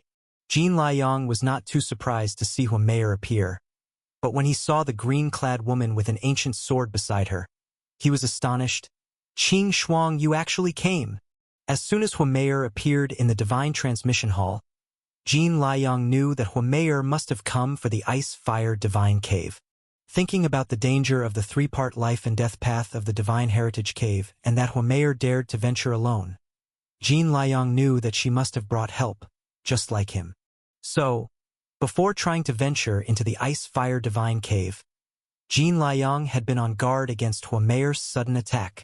But Jean Liang had thought of Huameyer bringing strong heavenly saints from the Leaving Fire Holy Continent, or of her rescuing a true god ascending from the Leaving Fire Holy Continent. But Jean Liang had not anticipated that she would bring this woman in green. This woman in green, Jean Liang certainly recognized her. She was one of the holy maidens who had ascended from the Leaving Fire Continent to the Minor Spirit Realm long ago. Not only that, she was one of the strongest among the many ascending holy maidens, a 4 tribulations true god. There were even rumors that this woman had hope of overcoming the 5th heavenly tribulation, which countless 4 tribulations true gods found extremely difficult, and could potentially become a powerful 5 tribulations true god in the future. You see, there is a huge chasm between a 5 tribulations true god and a 4 tribulations true god, and the 5th heavenly tribulation is the first and most difficult hurdle among the 9 tribulations of a true god. A woman in green who had the potential to contend with the 5th heavenly tribulation would naturally stand out among 4 tribulations true gods. Jean Liang had heard that she was always in closed-door cultivation, yet he had not expected Huameyer to manage to invite her out. If it were not for Jean Liang's deep scheming and numerous prepared trump cards, he would probably have shown a drastic change in expression by now. Upon recognizing the woman in green, Xianying true god, the 3 tribulations true god who was with Jean Liang, recognized her as well. Xianying true god's expression changed the moment he saw the woman in green. Qing Shuang true god, weren't you in closed-door cultivation with the Baiming tribe? Why are you here? The woman in green directly took the ancient sword from her back and held it in her hand. If the Blood God Clan's true gods can descend to the mortal world, why can't a true god from my Baiming tribe? Huameyer, on the side, had fury blazing in her eyes. Aunt, don't waste words with them. She looked directly at Jean Liang. Jean Liang, you murdered my mother. Today my aunt and I will make you pay with your blood for your blood debts. Hearing Huameyer's words, Jean Liang's pupils suddenly constricted, and then a cold light flashed in his eyes, but he turned and sneered. I originally thought, Mayor, you came to compete with me for the treasures of the Ice-Fire Divine Cave. I didn't expect you came for revenge. Mayor, do you really think you can kill me? Elder Mu, come out. It's surprising that Qing Shuang herself came this time. I'll leave Qing Shuang to Elder Mu and Elder Ing to deal with. As for Huameyer, it just so happens that I want to kill her this time. Since she wants revenge, let's see if she can get it. As Jean Liang spoke, the bearded elderly man in black previously hidden in his golden ring space flew out directly. When they saw the bearded man in black, the Qing Shuang true god beside Huameyer also showed a gleam in her eyes. So, the Blood God clan didn't just bring one true god. Even Mu Xiao true god, who has overcome the 4th heavenly tribulation, has come. Chapter 469, The Battle of Treasure Cave. The black-robed, bearded elder who flew out of Jean Liang's ring space, Mu Xiao true god, looked at the woman in green with the utmost solemnity. Qing Shuang true god, I trust you've been well. The Blood God clan's Xian Ying true god, who had appeared first and was a three tribulations true god, recognized the woman in green. This black-robed, bearded elder was a four tribulations true god, with an even higher status in the Blood God clan, and of course, he knew the green-clothed woman's origins even better. The Blood God clan and the Baiming clan, fighting for the Baiming Divine Sea, were irreconcilable enemies, with countless battles between their true gods. However, such an encounter in the lower realm was indeed the first of its kind. With three true gods present, the already tense situation grew even more strained, yet no one made the first move. On Jin Liang's side, with two great true gods. Even so, the stronger black-robed, bearded elder, Mu Xiao true god, was still a notch weaker than the woman in green, Qing Shuang true god. Whether the two of them together could deal with Qing Shuang true god was still a big unknown. On Hua Meier's side, although Qing Shuang true god was the strongest force present, she was worried about Hua Meier by her side. If there was only one true god beside Jin Liang, she was confident she could take care of Hua Meier while defeating the true god. But against the simultaneous attacks of two true gods, she could still manage, yet taking care of Hua Meier was beyond her strength. And Hua Meier's true strength was obviously less than Jin Liang's. As if knowing what Qing Shuang true god was worried about, Hua Meier directly communicated to her through voice transmission, "Auntie, you don't need to worry about me. Jin Liang may be extremely treacherous, but I will be careful in response. Holding him off for a moment is not a problem. Auntie, you take the initiative against those two true gods first." At this point, neither side could possibly back down, and Hua Meier, of course, would not let go of Jin Liang, her mother's killer. Even at great peril, she was determined to confront Jin Liang. "Meier, are you really confident?" Qing Shuang true god was still somewhat uneasy. If a true battle were to commence, a true god-level fight would be extremely perilous, and she absolutely could not look after Hua Meier for the time being. While Hua Meier and Qing Shuang true god were communicating, Jin Liang's side was also exchanging messages. "Liang, how could Qing Shuang true god appear here?" When the two true gods truly communicated, they were no longer as calm as they appeared on the surface. Their messages carried a hint of fear. Qing Shuang true god is a well-known figure in the Baiming clan, with a high probability of successfully ascending to the five tribulations true god. Truly battling her, the two of us might not be able to defeat her. Jin Liang's eyes flickered as he looked at the two. "Eldering, Elder Xiao, I did not anticipate that Hua Meier would be able to lure this person out. Given the current situation, we can only bet our lives. Elders, restrain Qing Shuang true god first. Once I've killed Hua Meier, I will come to assist the two of you. By then, the three of us working together, even if Qing Shuang true god is formidable, she definitely won't be a match for our united efforts." Upon hearing Jin Liang's words, the two great true gods felt somewhat more at ease. They knew Jin Liang, though at the latter stage of the Heavenly Saint realm, had one or two ultimate moves of a three tribulations true god. With his participation, it equated to three true gods simultaneously suppressing Qing Shuang true god. And since she had not truly entered the realm of five tribulations true god, they indeed could cope. "Let's do it this way then." In the end, Mu Xiao true god directly transmitted his message. While Mu Xiao true god and Xianing true god were discussing with Jin Liang, they were unaware that Jin Liang himself harbored other schemes, with sinister light flashing intensely in the depths of his eyes. Both sides were deliberating, and all that remained in the entire space were the roars of the Ice-Fire twin dragons, still breaking through the formation. As if sharing similar intentions, the two parties, finally resolved to truly battle, heard the roar of the Ice-Fire twin dragons, and simultaneously made a move. Vast numbers of talismans flew towards the earthen formation from both sides. Layer upon layer of sealing talismans once again trapped the Ice-Fire twin dragons within the formation. Both parties trapped the Ice-Fire twin dragons, intent on single-mindedly slaughtering the other side before claiming the treasures within the Ice-Fire divine cave. After acting to restrain the Ice-Fire twin dragons, the next moment, the aura of the five people on both sides surged simultaneously. The battle involving 3 great true gods and 2 saint heirs was on the verge of breaking out. Just then, at the entrance to this space in heaven, another voice emerged. "Ha ha! Quite the lively scene. I originally thought there was only one true god here, but to think, 3 true gods have come." As this voice spoke, the 2 parties, on the brink of breaking out into combat, all startled. A third group had arrived. Qing Shuang True God, Huameer, Jin Liang, Mu Shao True God, and Xianing True God all turned to look towards the entrance. And then, they saw the 3-eyed skeleton and Yichun flying directly into the space they were in. Seeing Yichun, Huameer was once again taken aback. The young lady couldn't believe that Yichun, having already unbelievably infiltrated the Divine Heritage Cave, had now also made it into the Ice-Fire Divine Cave. When Jin Liang heard the previous hearty laughter, his expression had already changed dramatically.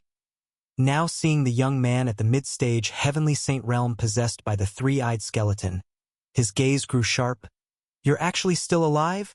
The 3-eyed skeleton did not disguise his voice, allowing Jin Liang to readily identify the 3-eyed skeleton's original voice. He recognized it as belonging to a clan ascendant elder he had once plotted against, the former Shenyang Saint heir, who later became Shenyang True God. It was not only Jin Liang who recognized the 3-eyed skeleton's original voice. The green-clothed woman, Qing Shuang True God, also had a glint flash in her eyes. "You are Shenyang? After all these years, you vanished. The true gods of our clan thought you were dead, yet you're still alive."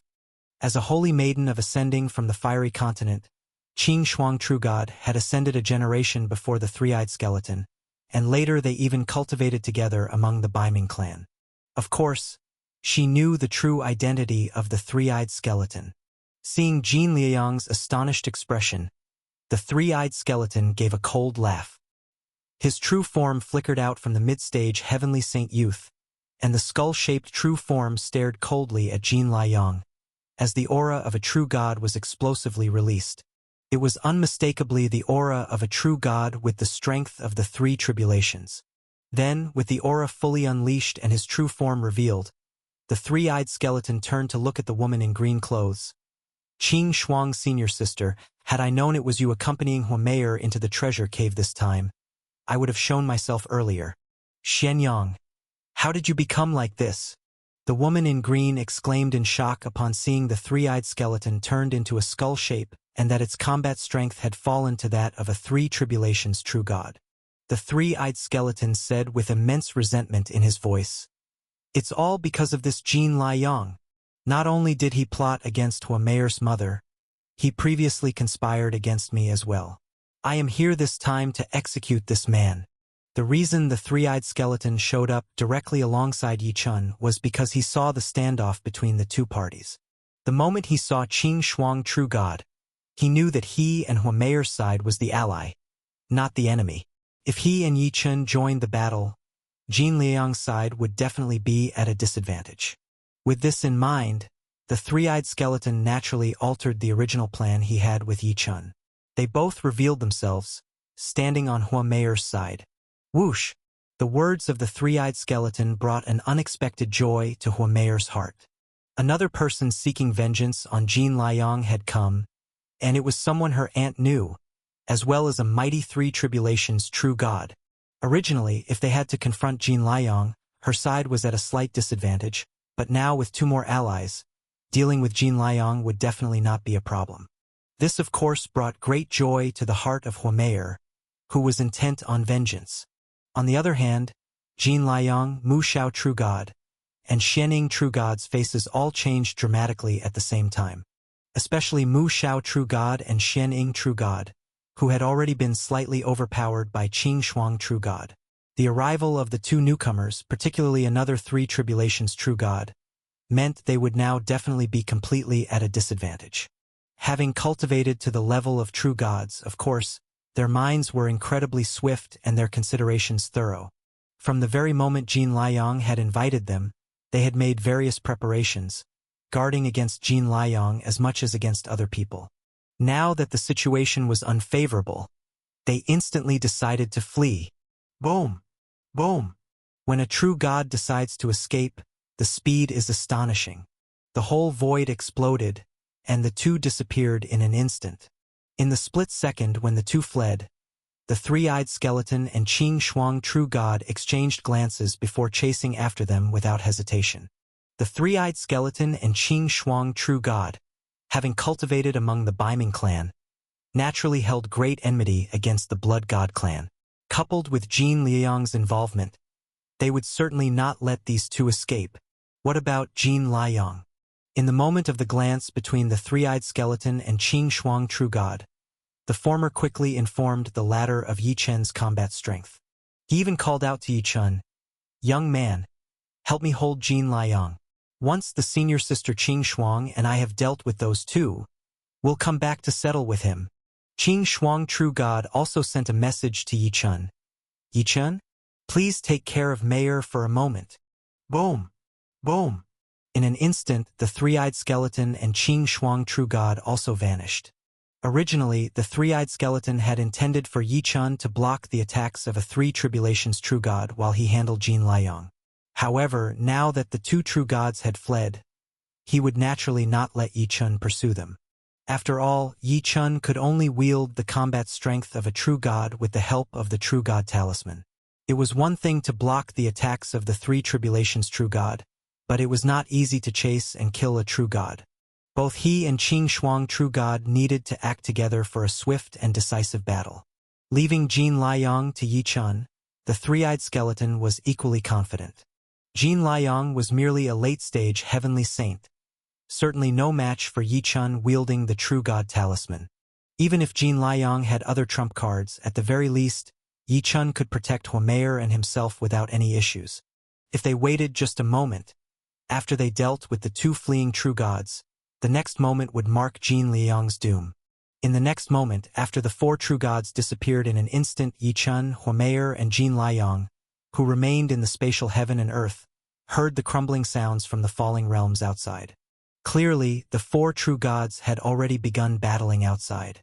At the same time, Huomeyer and Yi Chen turned their gazes directly towards Jin Liang, and Jin Liang also raised his eyes to look at Yi Chen. With a major battle erupting outside, another unavoidable great battle was about to begin inside. Chapter 470. The Burning True God Talisman. Yi Chen.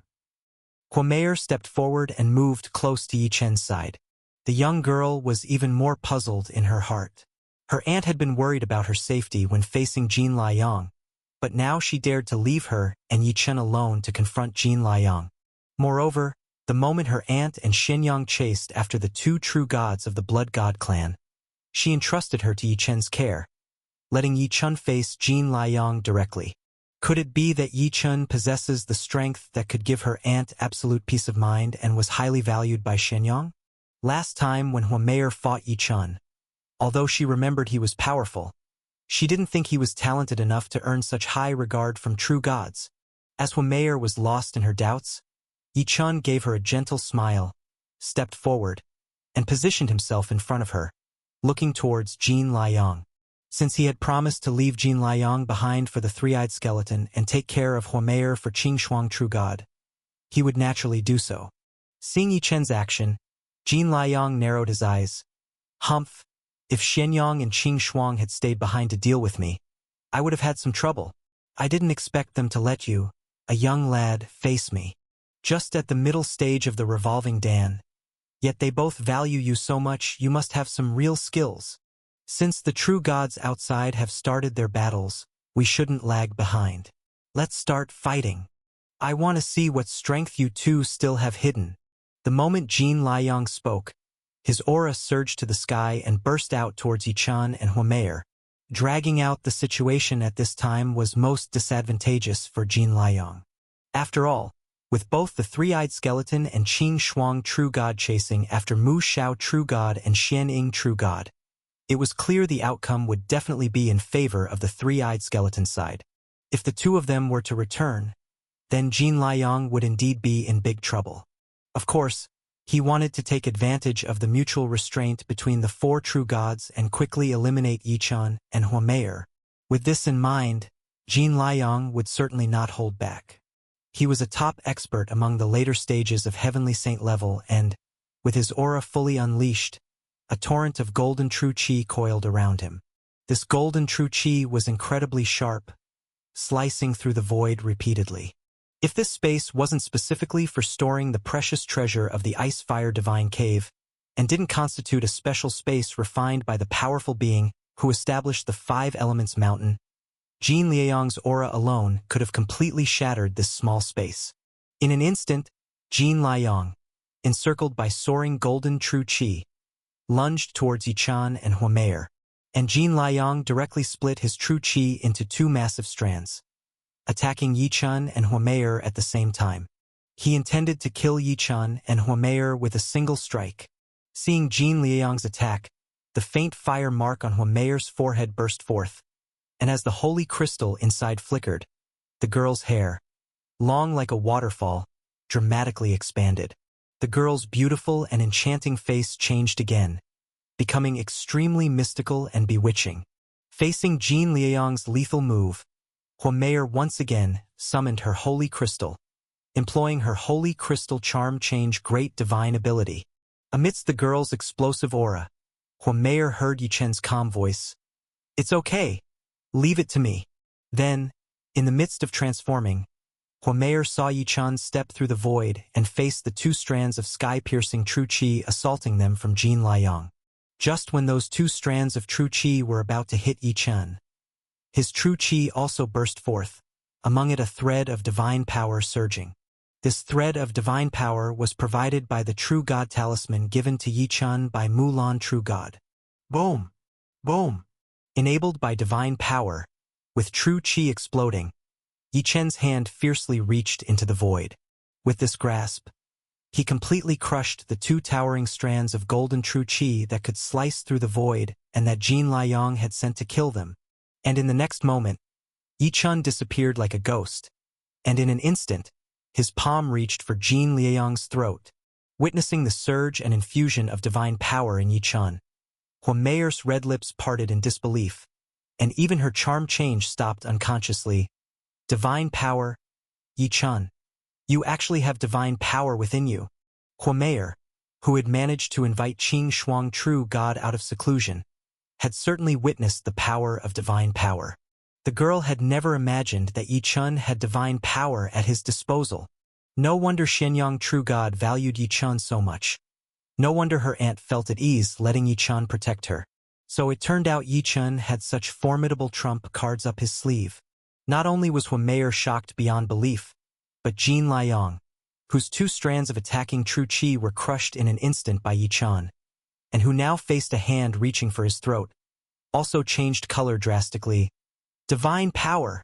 This is the divine power left by a three tribulations true God. You have a true God talisman on you. Just as Yichen's palm was about to instantly reach Jin Liaoyang's throat, a golden bead suddenly flew out from Jin Liaoyang's body. The golden bead suddenly swelled and exploded towards the hand that Yichan was reaching out, and at the same time, Jin Liaoyang burst backward in a flash retreat. Seeing this golden bead, Yichen's pupils contracted, sensing that the bead contained the same divine power as well. Perhaps this bead was another trump card of Jin Liaoyang that he had never used before. Moreover, this bead could most likely be an explosive artifact like the Heavenly Thunder Pearl he had previously obtained, a one-time explosive device.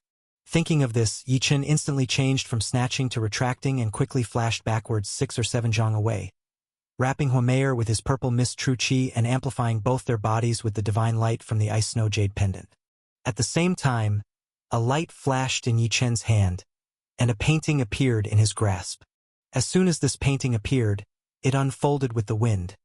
Then gray sparrows made of earthen yellow began to fly out from the painting, swarming towards Jin Liaoyang and directly meeting the golden bead he had triggered. This painting was precisely the magical treasure painting that Yichan had previously obtained in the restricted ancient grounds, the one from the hands of a late-stage heavenly saint expert who was killed by the three-eyed skeleton, capable of summoning gray sparrow war beasts. This late-stage heavenly saint expert had used this painting to annihilate the three-eyed skeleton's golden demon bees. Now, Yi Chun was using this painting to test the attack of Jin Liang's golden bead. The gray sparrows, each possessing the combat power of a late-stage heavenly saint, were not too strong, but they were numerous. Attacking en masse, a large number instantly reached Jin Liang, who was retreating backward, and another swarm collided with the golden bead with a loud bang. Bang! Bang! Bang! Indeed, as Yi Chun had anticipated, the golden bead released by Jin Liang was a one-time explosive device.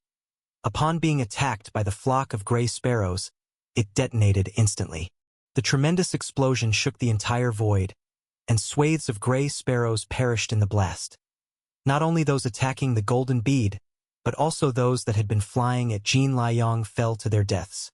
Even the scroll in Yi Chen's hand, which had summoned the gray sparrows, was consumed by an unknown force in the attack and burned to ashes. However, under the illumination of the purple mist true garment and the divine light of the ice snow jade pendant, Yi Chun and Huameyer were unharmed. Though the gray sparrow painting was destroyed, it served its purpose. The divine power within the golden bead that had produced that earth-shattering explosion had been completely exhausted. Indeed, the bead was a one-time explosive device. Yi Chun had managed to block a divine-grade attack with a saint-grade magical treasure. Following this attack, Yi Chun and Jin Liang both experienced a momentary stalemate. And in the next moment, Jin Liang made the first move. I did not expect that my golden thunder burning pearl would fail to injure you. It seems I must use another killer move. Hearing that the battle sounds of the four true gods were gradually receding, Jin Liang knew that time was running short for him. As Jin Liang spoke, the faint golden mark on his forehead started to shimmer as he swiftly approached Yi Chun, indicating he was tapping into the power of his holy crystal, just like Huameyer had done. The holy crystal of Xianjin Continent's sanctuary? Upon seeing Jin Liang's actions, Yi Chen's heart stirred vigorously. No, that's not right. If it were the holy crystal, no matter how powerful, it would only hold heavenly saint-level power, similar to Huameyer's holy crystal. Having already brought forth divine power, Jin Liang couldn't possibly still be relying on saint-grade methods. As Yi Chun sensed something amiss, the holy crystal on Jin Liang's forehead radiantly surged with an attack towards Yi Chun. At the same time, two golden flying needles suddenly appeared in his hand. As these two golden flying needles appeared, they shot towards Yi Chun with terrifying speed, swiftly enough to slice through the fabric of space itself, and in an unbelievable instant, they were already right in front of Yi Chun. Jin Liang, while invoking the holy crystal, had launched a surprise attack on Yi Chun. Yi Chun had already sensed the anomaly, and another true god talisman was ready in his hand. The moment the two golden flying needles approached, another, more powerful talisman, which had been refined by a three tribulations true phoenix true god, ignited in a flash in Yi Chen's hand. Chapter 471. Entering the Divine Cave. As the golden needles flew toward Yi Chun, the divine power ignited by the true god talisman had already been fully infused into his body. Boom! Boom! Two thunderous sounds were heard as the needles that Jin Liang launched in his ambush collided fiercely with the body of Yi Chun, now fortified by divine power. The impact sent Yi Chun flying dozens of feet backward, while the ambushing golden needles that struck him were ground to ash in the moment of collision by the divine power within him. Yi Chun, as he was blasted back, realized that the force behind these needles was at least that of a warrior with the might of a three tribulations true god.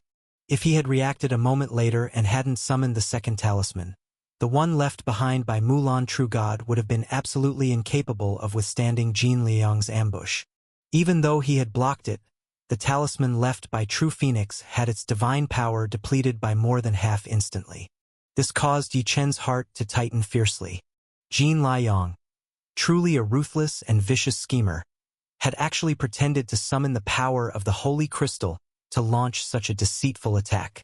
Now Yi Chun understood why the three-eyed skeleton was injured by this man, and why Huameyer's mother died at his hands. It was indeed no coincidence. This man was exceedingly cunning and deceitful. As Yi Chen's heart tightened, the expressions of Huameyer and Jin Liang, who were nearby, also changed dramatically. Huomeyer's expression changed because it was only when Yi Chun blocked Jin Liang's sneak attack that she was able to see clearly the flying needles he'd used. There was no time for Huomeyer to help. She couldn't help but cry out in shock. Her changing expression had not even settled when Yi Chun had already blocked the two needles. The dramatic change in Jin Liang's expression was because he had not anticipated that Yi Chun had an even more powerful True God talisman concealed on him, one that had even blocked his absolute killing move, the gold vanquishing God Needle. This talisman, it completely blocked my gold vanquishing God Needle. My God Needle, which was forged for me by a 4 Tribulations True God from the Blood God clan, could be blocked by this talisman. It must be at least the work of a 5 Tribulations True God. Does Yi Chun know 2 True Gods? And one of them a 5 Tribulations level True God? A 5 Tribulations True God, in the upper realm's minor spirit realm, belonged to the ranks of exceptional beings. To know that a 4 Tribulations True God was already impressive enough. Those who could pass the 5th heavenly tribulation and ascend to become a 5 Tribulations True God were truly among the mightiest in the minor spirit realm. In the minor spirit realm, factions that possessed a 5 Tribulations True God could be considered major powers. Many warriors might not encounter a 5 Tribulations True God in their entire lives.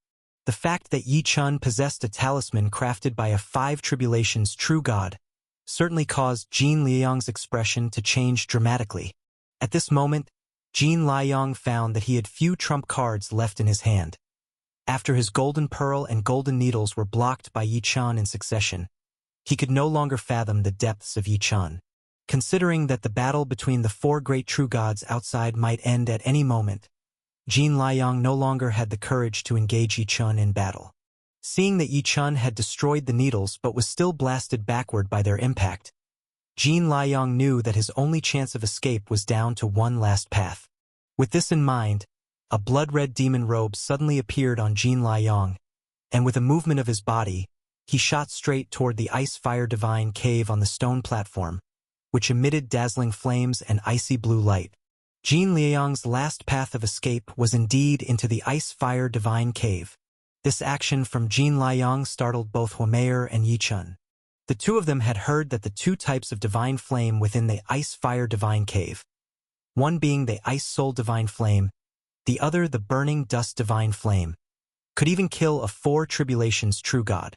These 2 divine flames had been left by the formidable being who had established the 5 Elements Mountain and Divine Heritage Cave specifically to protect the treasures within the Ice-Fire Divine Cave.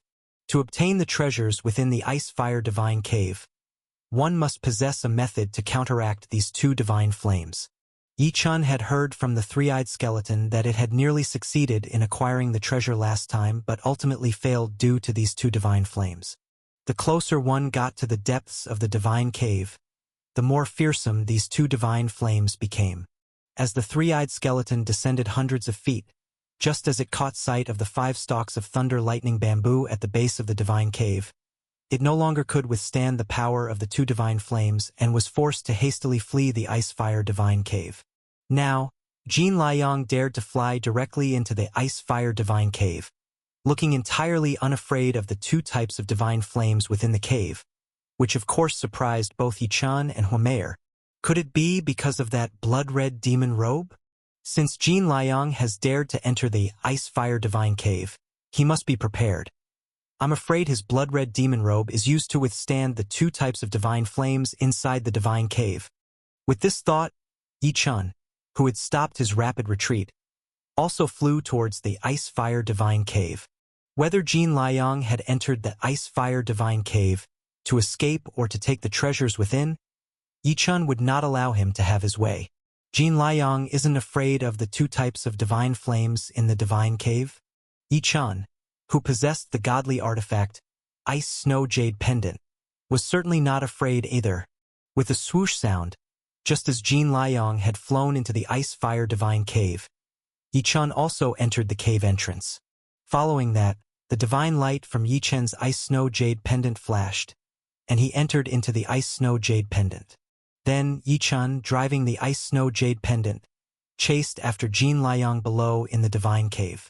Seeing Jin Liang flying into the ice-fire divine cave, Huomeyer was already extremely startled, and seeing Yi Chun also chasing after Jin Liang and entering the divine cave, Huomeyer found it even more unbelievable. To know, the Ice-Fire Divine Cave was a place that could kill even true gods of the four tribulations. Without stronger preparations, they would absolutely not dare to delve deep into the Ice-Fire Divine Cave directly. Huomeyer knew that her aunt had come this time with a specially prepared treasure to explore the Divine Cave. Now, both Jin Liang and Yi Chun, warriors not yet true gods, had actually flown into the Ice-Fire Divine Cave. This of course made Huomeyer unable to believe what she was seeing. Without a treasure, Huomeyer couldn't even get close to the stone platform where the Ice-Fire Divine Cave was located. Huomeyer no longer knew what was happening to Yi Chun and Jin Liang, who had entered the Divine Cave. Huomeyer, full of worry, flew towards the entrance of this space, not seeing the figures of her Aunt Qing Shuang True God and Shenyang True God of the Three-Eyed Skeleton either. From the looks of it, neither had yet finished off the two fleeing true gods and could not fly back in time. This situation left Huomeyer undecided whether to leave or stay. Outside the Ice-Fire Divine Cave, she was as agitated as ants on a hot pan. Huomeyer was extremely worried about Yi Chun, who had entered the Ice-Fire Divine Cave. But at this moment, Yi Chun, who had flown into the cave, was watching through the ice-snow jade pendant as Jin Liang, clad in a blood-red demon robe, was diving rapidly deeper into the cave. Jin Liang, by escaping into this divine cave, aren't you trapping yourself? Trapped in this divine cave, I want to see where you can flee to. Yi Chun directly chased after the rapidly descending Jin Liang while shouting loudly towards him. Upon turning his head, Jin Liang saw a point of brilliant light rapidly pursuing him. The voice of Yi Chun was coming from that point of brilliant light. Hearing Yi Chun's voice and seeing the rapidly approaching point of brilliant light, Jin Liang's heart was filled with immense shock. Where did Yi Chun get all these treasures from? He can even pursue me into the Ice-Fire Divine Cave. Jin Liang was on the verge of going mad. Since learning that the Ice-Fire Divine Cave would appear once every 3,300 years, he made countless preparations, even going so far as to harm elders from two great holy lands, all for the sake of gaining benefits and taking the thunder lightning bamboo from the divine cave. It was Jin Liang's numerous preparations that gave him the courage to bring two true gods of the Blood God clan into this Ice-Fire Divine Cave. He even had a plan to eventually snatch the treasures from those two true gods. But what Jin Liang completely did not expect was that after all his preparations and the use of treasures on Yi Chun ahead of time, they were all blocked by Yi Chun. Even the last resort, a defensive divine robe he had acquired through betraying the Three-Eyed Skeleton, which helped him to sneak into the Ice-Fire Divine Cave, was still being chased by Yi Chun. Furthermore, Jin Liang found that Yi Chun, after entering the Ice-Fire Divine Cave, was flying even faster than him. Yi Chun was steadily closing the distance between them. At this rate, it would not be long before he would be caught up to by Yi Chun. This, of course, drove Jin Liang completely mad. Chapter 472, Earth-Shattering Change. Jin Liang, both frightened and frantic, had countless thoughts flashing through his mind in an instant. My defense divine cloth is a mid-grade divine garment, and it has to slow down to withstand the two divine flames inside the Ice-Fire Divine Cave. Yet Yi Chun doesn't seem to have slowed down at all. What exactly is this shiny, luminous treasure of his? Could it possibly be a high-grade artifact? At that thought, Jin Liang shuddered. If it really were a high-grade artifact, then Yi Chun catching up to him would be no problem at all. Could it be? Could it be that I need to use my last trump card ahead of time? Jin Liang's expression changed dramatically as he flew, and a copper-colored token appeared in his hand. This Void Great Shift token was specifically prepared for my escape using teleportation after acquiring the Thunder Lightning Bamboo. With Yi Chun pursuing me like this, he will hardly give me any time to get the Thunder Lightning Bamboo. If I use this Void Great Shift token without having secured the Thunder Lightning Bamboo, then I will no longer have any chance to obtain it, and the Thunder Lightning Bamboo will definitely fall into Yi Chun's hands. However, if I don't use the Void Great Shift token and get caught by Yi Chun, then my last chance of escape might be gone. Jin Liang struggled fiercely with the decision. The copper-colored token in his hand was his last trump card, his final means of escape. Originally, Jin Liang rushed into the Ice-Fire Divine Cave, planning to snatch the Thunder Lightning Bamboo while Yi-chan and Huomeyer did not dare to follow, and then use the Void Great Shift token to teleport away unnoticed. By then, even if Qing Shuang True God and Three-Eyed Skeleton returned and entered the Ice-Fire Divine Cave, they would not be able to catch him. But now, his plan had been thwarted once more because of Yi Chen's pursuit. Jin Liang felt extremely frustrated and anxious. He didn't know whether he should use the token ahead of time. As Jin Liang descended rapidly while struggling with his decision, he noticed that Yi Chen, who was chasing after him at high speed, had slowed down. This discovery thrilled Jin Liang. Could it be that Yi Chen's treasure can no longer withstand the two divine flames, and that's why he's slowed down? Could I have been wrong, and that glint of shine isn't a high-grade artifact after all? If that's the case and he dares not chase me further, then I might have a chance to get the Thunder Lightning Bamboo and teleport away with my Void Great Shift token. My Void Great Shift token was set to teleport to the Shenjin continent before arriving at the Five Elements Mountain. As long as I get the Thunder Lightning Bamboo and teleport back to the Shenjin continent, no one will be able to catch me. By then, I'll take the Thunder Lightning Bamboo and leave the Shenjin continent for a place no one can find, to cultivate and strive for the realm of a true god. Even if Qing Shuang and Shenyang come to the Shenjin continent to kill me, they won't be able to find me. Elated, Jin Liang turned his head back to look at Yi Chen to confirm whether his speed had indeed slowed down. When he looked, Jin Liang saw that Yi Chen had even stopped completely. Indeed, he dares not chase further. Heaven aids me. The Thunder Lightning Bamboo is mine. Jin Liang, filled with joy, rushed deeper into the Ice-Fire Divine Cave, heading straight toward the bottom where the 5 Thunder Lightning Bamboos were located. Above, the glint of a luminous light from the Ice-Snow Jade Pendant stopped in the middle of the Ice-Fire Divine Cave. And Yi Chen was no longer paying attention to Jin Liang, who was escaping rapidly below, because what completely occupied his gaze was the 2 tokens that suddenly floated up in front of him. Written on one of these tokens was the character for Prohibition, and the other had the character for Void. They were the 2 tokens that Yi Chen, for the life of him, couldn't figure out. The Prohibition token was obtained by Yi Chen from the wealth of the Heavenly Saint Moya after he had slain Moya's spirit clone. Even Moya's clone didn't know its origin. Yi Chen had always been puzzled about what the Prohibition token stood for. Later, after coming to the Heavenly Evolution continent, he incidentally saw the other Void token at the auction in the Sandsea Palace. As a result, just because the Prohibition token encountered the Void token, Yi Chen directly saw the complete map of one of the 3 great adventure sites, the ancient royal tombland, within the Prohibition token. Afterwards, when Yi Chen got his hands on the Void token, he discovered the complete map of another adventure site from the 3 great ones, the Void Abyss. Inside it, the 2 tokens hid the complete maps of 2 out of the 3 great adventure sites. This had made Yi Chen speculate intensely, wondering if there was also such a token for the 5 Elements Mountain, within the 3 great adventure sites, also marking its complete map. Before entering the 5 Elements Mountain, Yi Chen had taken this matter to heart, intending to search thoroughly within the 5 Elements Mountain to see if there was a 3rd token marking an adventure site. As it turned out, Yi Chen had braved several mountains in the 5 Elements Mountain, even entering the Divine Heritage Cave within the 4th mountain, but he found no more such tokens. Yi Chen had almost forgotten about these tokens.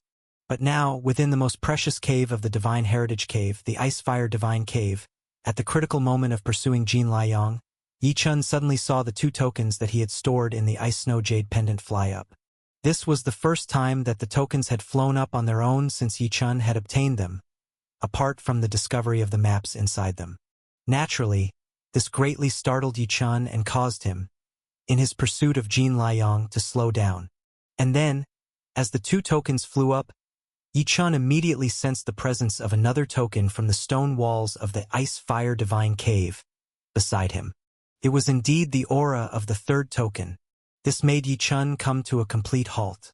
The Ice-Snow Jade Pendant, being a superior divine artifact, naturally did not fear pursuing Jin Liang as he expected, and dared to follow him deeper. Yi Chen's mind was wholly captivated by the third token. Yi Chen even felt that the secrets contained within the tokens, which recorded 3 major sites of adventure, might be more precious than the thunder lightning bamboo, hidden at the very bottom of the ice-fire divine cave. After all, the thunder lightning bamboo was merely a treasure within the 5 Elements mountain. However, the 3 tokens were related to all 3 major sites of adventure, and the forbidden token in particular, which indicated the ancient royal tombland, was even more precious than the 5 Elements mountain. If he truly unraveled the secrets within, it was likely not just the 5 Elements mountain that would be involved, but all 3 grand sites of adventure. With this thought, Yi Chen propelled the ice snow jade pendant towards the direction from which the aura of the third token emanated. Even if Jin Liang intended to take the thunder lightning bamboo below, it would take time. Yi Chen was confident that he could first check out this third token and still have time to pursue Jin Liang afterward. Boom! The ice snow jade pendant flew to the point where the aura of the third token emerged, and directly smashed into the middle part of the stone wall within the ice-fire divine cave. This collision made the 2 great divine flames, Ice Soul Divine Flame and Burning Dust Divine Flame, that enveloped the stone wall, be squeezed aside by the Ice Snow Jade Pendant. As the Ice Snow Jade Pendant collided with the stone wall, the Forbidden and Void tokens inside emitted 2 dazzling beams of light. In these blinding lights, Yi Chen felt that the area of the wall where the Jade Pendant had struck had cracked open, and a token of the same size as the Forbidden and Void tokens flew out towards the Ice Snow Jade Pendant. The third token. It was indeed the third token of the same kind. Whoosh! As the token flew into the Ice Snow Jade Pendant, it landed directly in Yi Chen's hand. Yi Chen looked at the token and saw the character Pardon inscribed on it. Pardon? Yi Chen was taken aback. As his divine sense probed into the token, Yi Chen sensed the full panorama of the 5 Elements mountain's 5 peaks. Even the 5th mountain, which no one had ever entered, was revealed within the token. This token was indeed the one related to the 5 Elements mountain among the 3 major adventures. The Forbidden token contains the map of the ancient royal tombland from the 3 great adventures. The Void token holds the map of the Void Abyss, and this Pardon token now has the map of the 5 Elements mountain I am currently entering. Could it be that there are truly connections between the 3 major adventures? What use are these 3 tokens? Are they simply guides to the full layout of the maps for the 3 great adventure sites? Yi Chen had a hunch that there was more to the tokens than just being guides to maps. As Yi Chen was speculating, the Pardon token he had just obtained suddenly broke free from his grasp and flew towards the other 2 tokens drifting in the void. Then, an event that left Yi Chen dumbfounded occurred. When the 3 tokens came together, they began to rotate in unison in one direction. In the midst of their rotation, the 3 tokens emitted one beam of light after another. After emitting 33 beams of light, the 3 tokens collided fiercely and finally merged into one, transforming into a token that radiated a dazzling divine light. Upon this merged token, a new character appeared, Extreme. Extreme. The sudden transformation of the 3 tokens completely astonished Yi Chen. As he barely managed to glimpse the extreme character on the newly formed token, the resplendent divine light it emitted shone directly at him, enveloping Yi Chen inside the Ice Snow Jade Pendant completely. Then, the divine light burst forth from the Ice Snow Jade Pendant and illuminated the entire Ice-Fire Divine Cave. Finally, it even shot out of the Ice-Fire Divine Cave, out of the 4th mountain, and burst through the vast sky of the entire 5 Elements mountain. At the same time that this divine light soared into the sky from the 5 Elements mountain, similar towering beams of light erupted from the 2 other great adventure sites, Void Abyss and Ancient Royal Tombland. If a powerful being was observing from the Endless Star Domain, they would see these 3 beams of light, originating from 3 adventure sites among the 33 continents, intertwine at the edge of the endless void above. The 3 beams of light emanating from the great adventure sites formed a massive teleportation array in the sky, with 1 point above and 3 points below, spanning the vast expanse of the void. This gigantic teleportation array was billions of times larger than any intercontinental teleportation ancient array possessed by the 33 continents. Chapter 473, Heaven and Earth Tremble. Seeing the light soaring into the sky, all the adventurers in the 3 major exploration sites were completely stunned. The Void Abyss is a dark abyss spanning thousands of miles, located between Heaven's continent and Heaven's continent of the 33 continents. At this moment, within the abyss, there were thousands of adventurers, all of whom were looking towards the light soaring up from the depths of the Void Abyss. Abyss of no return. That location, it's the abyss of no return that even the strongest beings of the 33 continents have not yet fully explored. How can there be light emerging from there, even reaching above the endless heavens? What on earth is happening? Some bold warriors, unable to hold back their curiosity, flew straight towards the place where the light rose, stopping only when they dared not fly any further, and continued to look at the soaring light. The ancient royal tombland is the most dangerous of the 3 major exploration sites. It is also the place where countless true gods of the minor spirit realm buried their divine bodies, known as the True Gods Cemetery, a strange realm. At this moment, of the 1,000 adventurers who entered the ancient royal tombland, only 8 were alive.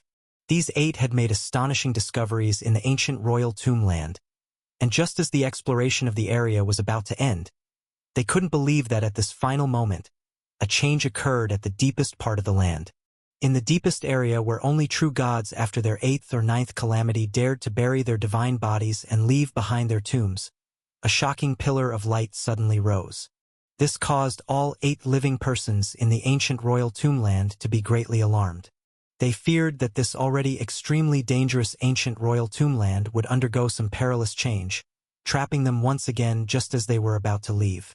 Not far from where the light pillar rose in the depths of the ancient royal tombland, an old man with white hair and beard was watching the pillar, his eyes shining with divine light as he murmured, This is the Minor Pole Sky Divine Array. I never thought that in my lifetime I would actually witness the opening of a divine array. Which location triggered the divine array? It shouldn't be the ancient royal tombland, since I didn't see any of those 8 who are still alive activating it. Was it the Void Abyss or the 5 Elements Mountain that triggered the divine array? The old man shifted his gaze from the soaring light pillar, looking towards the direction of the 5 Elements Mountain and the Void Abyss.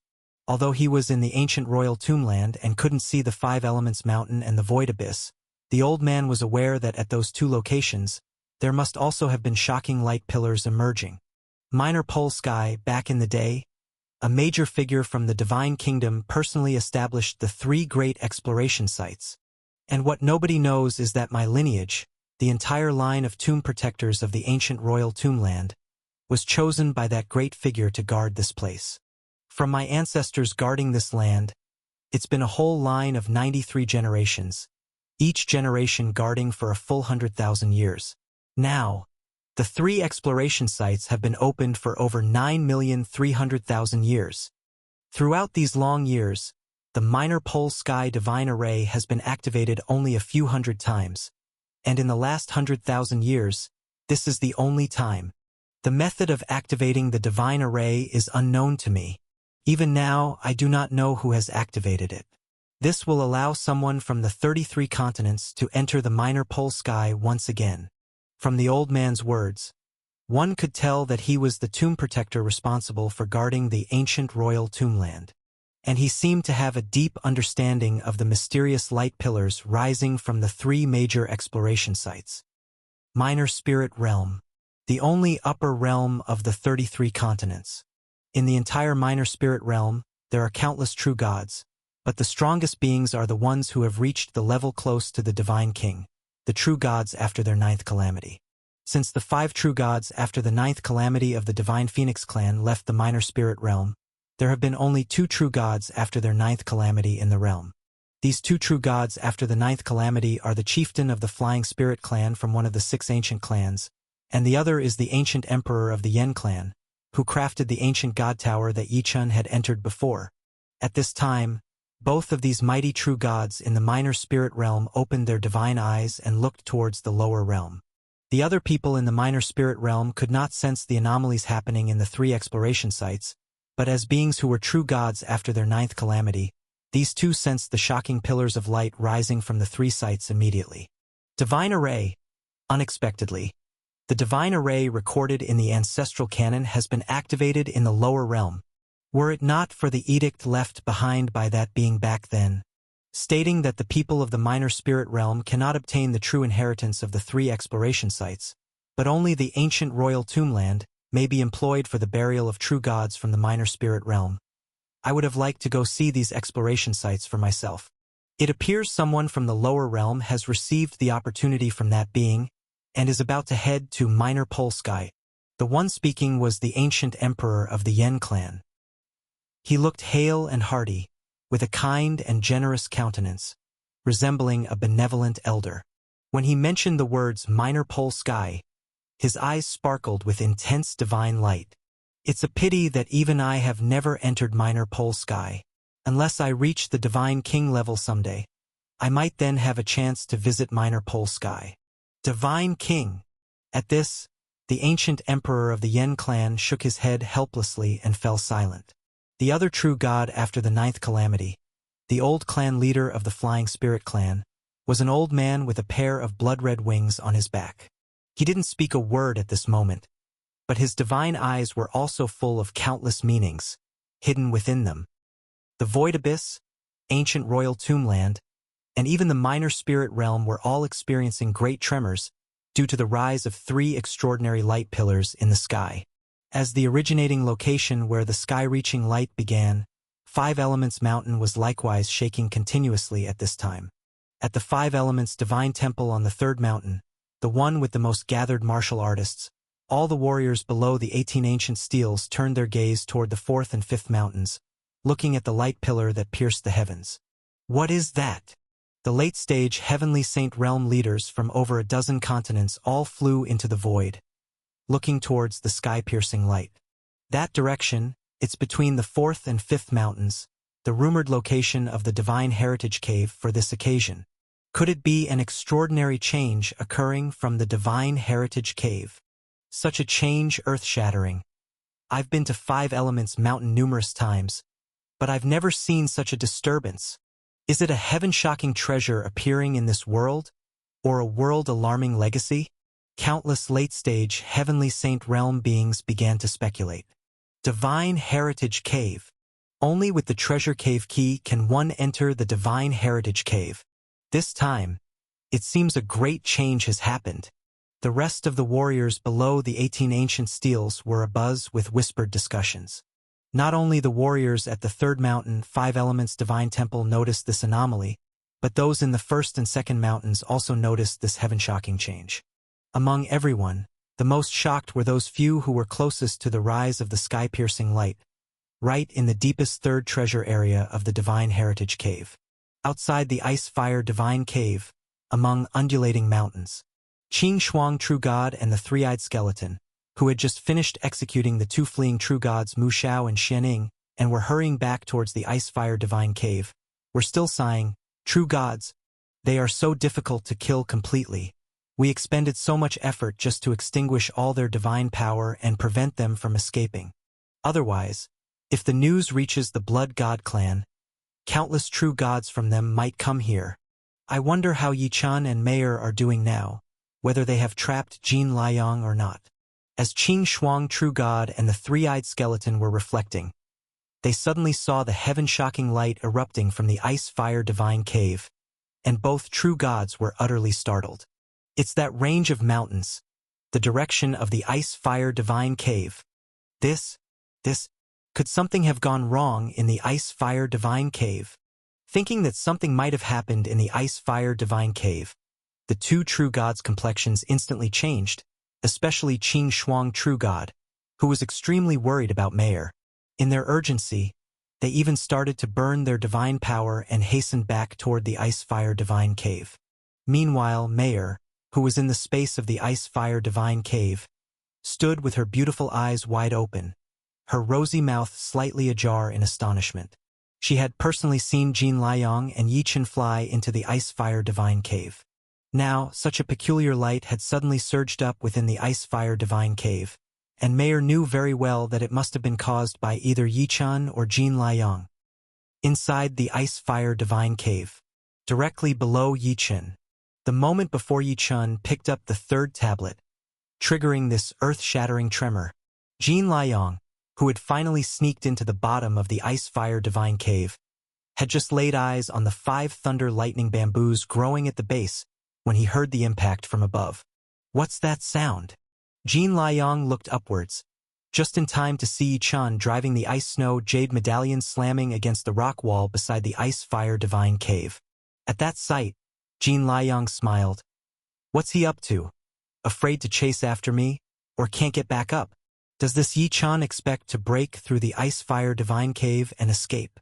Turning back after glancing at Yi Chen, Jin Liang paid no mind to Yi Chen's moves, and instead, a golden claw appeared in his hand, poised to throw it towards the 5 thunder lightning bamboo below. Just as Jin Liang was about to seize the treasure, he was horrified to see the thunder lightning bamboo suddenly fly up on its own. Huh? I haven't even begun to collect the divine bamboo with my treasure. Why are those shooting up now? Jin Liang reached out to grasp the thunder lightning bamboo, but with this attempt, he felt a tremendous force from the bamboo fling him straight into the rocky wall of the Ice-Fire Divine Cave. This collision was so severe that Jin Liang's defenses nearly broke, nearly burning him to death with the 2 divine flames. In his astonished state, Jin Liang scrambled up to see the 5 thunder lightning bamboo shooting up even higher and eventually encircling the bright glimmering light near Yi Chen's position. While Jin Liang was completely confused by this sudden turn of events, a heaven-shocking radiance suddenly burst from the space of the bright light where Yi Chen was residing. This sudden, heaven-shocking light completely enveloped Jin Liang. What's going on? What's going on? In an instant, Jin Liang, already disoriented from the blow dealt by the thunder lightning bamboo, found himself unable to move at all within this heaven-shocking light. Even the space-shifting token in his hand, which he tried to use, wouldn't work. This situation utterly horrified Jin Liang. Chapter 474 Disappearance. Enveloped by the celestial brilliance, Jin Liang was completely astonished. Above him, the one invoking such a disturbance across heaven and earth, Yi Chen inside the ice-snow jade pendant, was taken completely by surprise. Téléportation divine formation.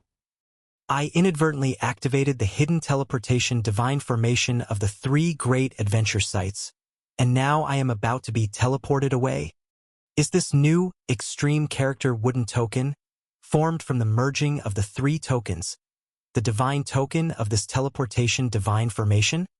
Jin Liang below had no understanding of what was happening, but Yi Chen, shrouded in the dazzling divine light, gleaned the reason for all these anomalies from the information transmitted by the newly formed wooden token.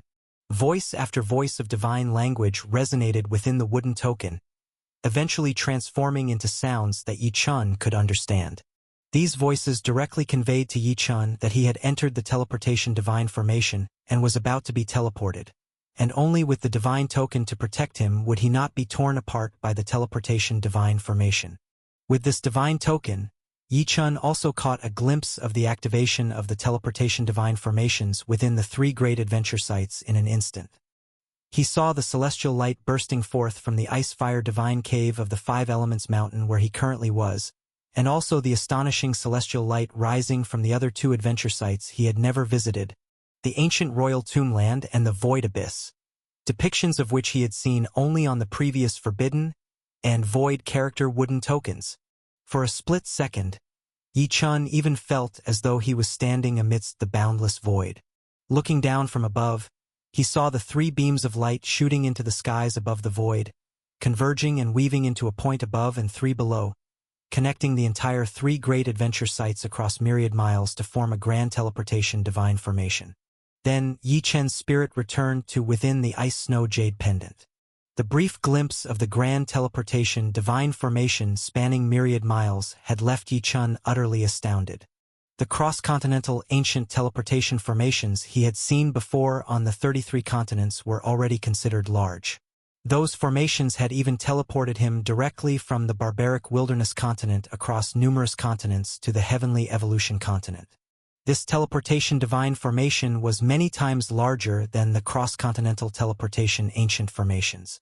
Yi Chun did not know where this teleportation divine formation would send him. Based on its looks, it seemed likely that the destination would be far beyond the range of the 33 continents and even the minor spirit realm, possibly teleporting him to another star field. This thought unnerved Yi Chun slightly. Wrapped by the enormous teleportation divine formation, he was about to be teleported away, unable to struggle. The destination was entirely unknown to Yi Chun. Naturally, this caused great anxiety. Although Yi Chun knew that such a grand display likely wasn't intended to kill him, and that he might have stumbled upon a hidden opportunity within the 3 adventure sites, which could be a good thing, even a fortunate event can provoke a sense of unease and panic when facing the unknown. Yi Chun was more worried about the fact that his adventure to the 5 Elements Mountain was planned for just over 3 months. Seeing that his exploration was nearly over and he would return to the barbaric wilderness continent to see Zhang Yao, now being teleported away, he had no idea how to return or how long it would take. Zhang Yao was unaware that Yi Chun had activated the teleportation divine formation.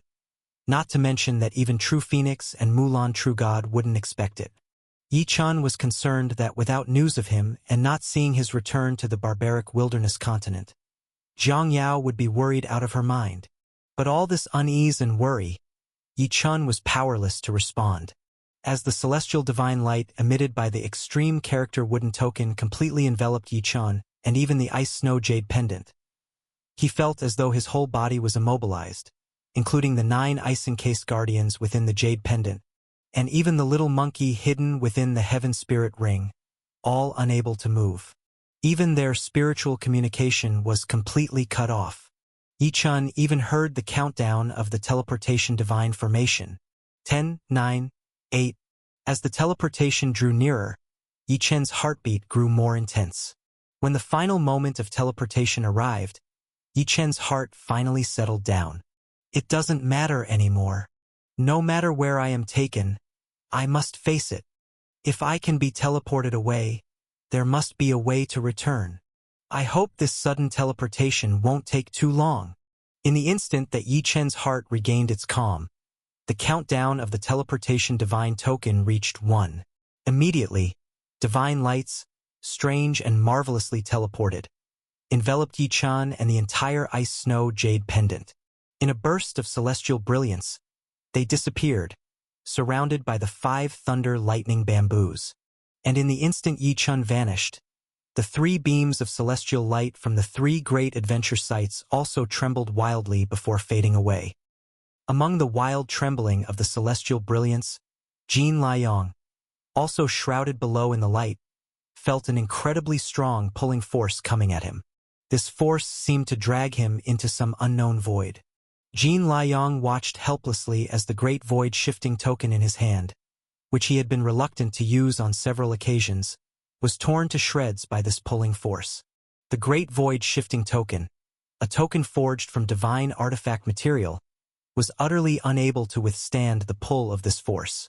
Jin Liang had no time to rue the destruction of the great void shifting amulet, because the next moment, he felt the same pulling force tugging at every part of his body. Instantly, Jin Liang felt his entire physical body, as well as his soul, being completely pulled apart, burst open and shattered. In the end, the last thought passing through Jin Liang's soul was, "What is this radiance? Have I, just like this, died?" His whole being, just like a heaven-reaching radiance violently vanishing, completely disappeared within the ice-fire divine cave. What Jin Liang did not know was that, without the teleportation divine token by his side, without being wrapped in the teleportation divine light, he had fallen into the teleportation divine formation. The immense divine force of the teleportation divine formation was not something he could withstand. Without the teleportation divine token, even a 9 tribulations true god among the true gods of the void heavens would only have one path if caught in such a teleportation divine formation: death. If Jin Liang had known that he would be enveloped by the teleportation divine formation, he certainly wouldn't have risked snatching the thunder lightning bamboo below. Perhaps he would have long since used the great void-shifting amulet to flee without a trace. Alas, there is no medicine for regret in the world. Jin Liang, who had almost succeeded in obtaining the thunder lightning bamboo, who had planned for countless days, laid down numerous strategies, and hid innumerable tricks, died just like that in the initiating light of the teleportation divine formation. Not even a speck of ash was left behind. It was not only Jin Liang. Among the heaven-reaching radiance emerging from the 3 major exploration sites, there were also some monsters, great demons, and even spirit insects and strange beasts that accidentally fell into these lights. In the end, they, too, were directly killed under the crushing force of the teleportation divine formation's light. They didn't even know why they died. The moment the astounding radiance that erupted from the ice-fire divine cave disappeared, Qing Shuang True God and the 3-eyed skeleton happened to fly back into the space where the ice-fire divine cave was located. The last scene they witnessed was the light dissolving directly into the ice-fire divine cave. Seeing that the heaven-reaching radiance truly emerged from the ice-fire divine cave, both true gods were immensely panicked. Turning their gaze, they saw Huameyer standing in shock below the stone platform of the ice-fire divine cave. Looking at the cave, Qing Shuang True God's tensely clenched heart finally relaxed somewhat. But the 3-eyed skeleton's gaze suddenly narrowed, because he discovered that Yi Chun, as well as Jin Liang, had both disappeared. Huameyer also saw the 2 true gods returning and hurriedly ran towards Qing Shuang True God, calling out while running, "Auntie?" Yi Chun pursued Jin Liang into the ice-fire divine cave, and then a huge change occurred within the cave, and a heaven-shocking radiance burst forth. "Auntie, please check quickly. How are Yi Chun and the others?" Yi Chun and Jin Liang entered the ice-fire divine cave. Upon hearing Huameyer's words, both the 3-eyed skeleton and Qing Shuang True God were taken aback. The anomaly in the ice-fire divine cave beforehand had kept both true gods from directly entering. After a brief hesitation, Qing Shuang True God maneuvered her hands and a peculiar spirit insect directly flew towards the cave. Only after verifying that the cave had returned to normal, appearing just as the rumors had described, did Qing Shuang True God pinch a magical formula and a suit of ice-patterned divine garment appeared on her. At the same time as Qing Shuang True God brought out the ice-patterned divine garment, the 3-eyed skeleton also reached out his hand, and one of the 2 late heavenly Saint Faye's corpses he had previously taken appeared directly. A black divine garment similarly materialized on this corpse. Finally, the corpse wearing the black divine garment and Qing Shuang True God, clad in the ice-patterned divine garment, flew to the stone platform together. Eventually, they descended into the ice-fire divine cave. Upon reaching the bottom of the ice-fire divine cave, the corpse controlled by the 3-eyed skeleton's divine sense and Qing Shuang True God found that the entire bottom of the ice-fire divine cave was empty. Jin Liang had disappeared. Yi Chun had disappeared. Even the 5 thunder lightning bamboos had completely vanished without a trace. One day later, Huameyer, the 3-eyed skeleton, and Qing Shuang True God all left the divine heritage cave with heavy expressions, having teleported out. Another living figure, the young master of the 9-star palace from Jimong continent, Ding Xiaojia, who was saved by Yi Chun in the 2nd segment of the life and death path, also teleported out from the 2nd treasure site's safe area. After returning to the divine transmission hall, the 4 of them learned that the divine transmission hall was also about to close and left, returning to the 4th mountain. Ding Xiaojia did have a sense of having escaped from disaster. After all, it was thanks to Yi Chun that he had survived. But not seeing Yi Chun emerge together, Ding Xiaojia's heart sank. Could it be that something happened to Yi Chun? As for Huameyer, the 3-eyed skeleton, and Qing Shuang True God, seeing only Ding Xiaojia come out, they already knew that of the 9 people who entered the divine heritage cave, only the 4 of them truly left alive. The rest had either already died on the 3 life and death paths, or like Yi Chun and Jin Liang, had disappeared without a trace, their fates unknown. 5 days passed. The exploration end times for the three major exploration sites arrived simultaneously. All surviving explorers emerged at the same time from the Void Abyss, Five Elements Mountain, and Ancient Royal Tombland, the three different space realms located among the 33 continents. Chapter 475. Provocation. Adventurers who emerged from the three great exploration sites brought back divine treasures and encountered wondrous adventures, filled with joy, while others had narrowly escaped death, still harboring some fear in their hearts.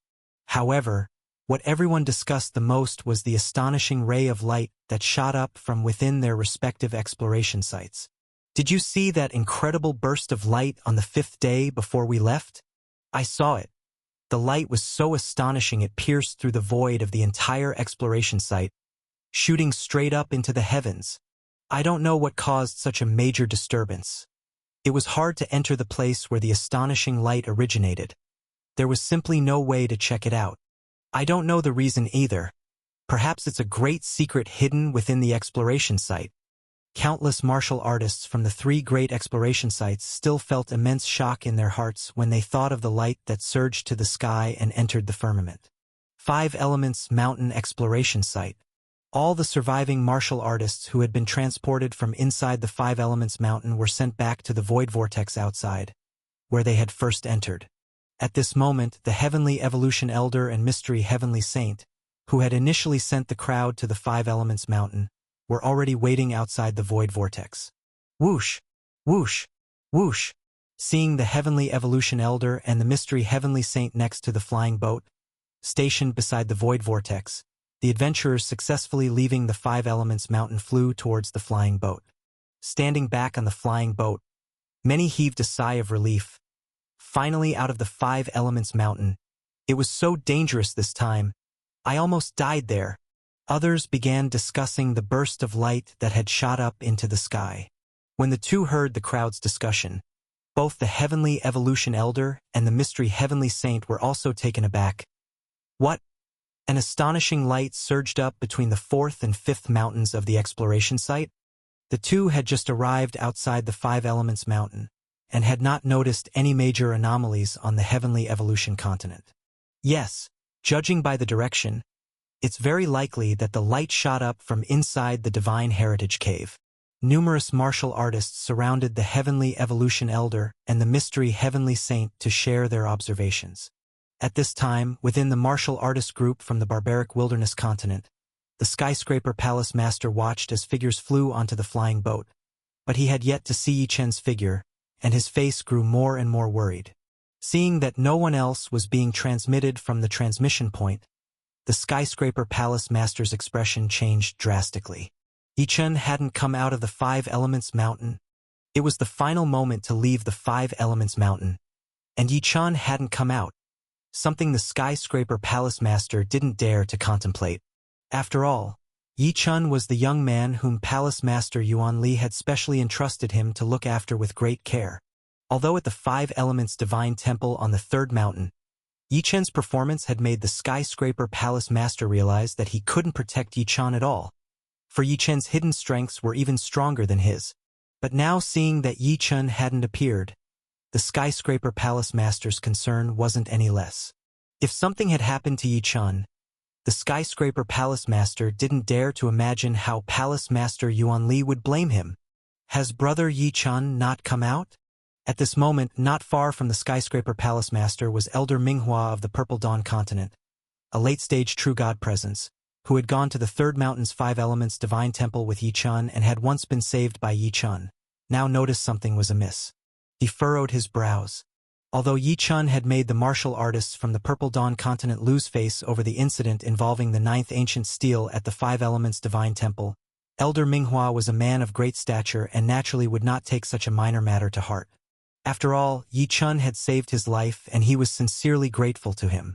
Moreover, Yi Chen's formidable strength and his young age even earned Elder Minghua's respect. Elder Minghua felt a tightness in his heart at the thought that Yi Chen might have encountered an accident upon not seeing him appear. Seeing both the skyscraper palace master and Elder Minghua with worried expressions while looking for someone, martial artists from the barbaric wilderness continent and the Purple Dawn continent both thought of the same person. Yi-chan. They immediately realized that these two late-stage true gods must be looking for Yi-chun. Martial artists from the barbaric wilderness continent and the Purple Dawn continent turned their gaze towards the people landing on the flying boat, and they too did not see Yi-chun. This discovery suddenly turned the faces of the martial artists from the barbaric wilderness continent pale. Could something have happened to Yi-chun? Ever since he advanced to the mid-rotating dance stage at the Five Elements Divine Temple, he went off on his own after a few days. We don't know where he went afterward. Oh heavens! Yi-chun is an unparalleled genius of our barbaric wilderness continent. A rarity in 1,000, even 10,000 years. He mustn't come to harm. These martial artists from the barbaric wilderness continent admired Yi-chun even more than Elder Minghua did. Yi-chun had managed to make the martial artists from the Purple Dawn continent refrain from contention at the Ninth Ancient Steel, treating Elder Minghua, a top existence at the late-stage true god level, as an equal, and had earned great respect for the barbaric wilderness continent. The martial artists from the barbaric wilderness continent took pride in Yi-chun. If something had happened to Yi-chun, these martial artists didn't dare to think about the profound loss that would befall the barbaric wilderness continent.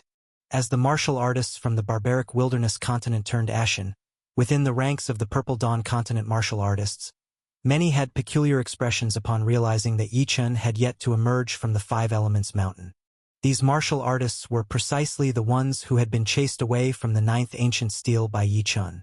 Before Yi-chun had remained unscathed, they wouldn't dare to provoke him, a figure even their supreme elders regarded with a certain awe. But now, the moment when the Five Elements Mountain is about to close is imminent, and Yi-chun has yet to make an appearance. It's highly probable that this signifies his death within the Five Elements Mountain.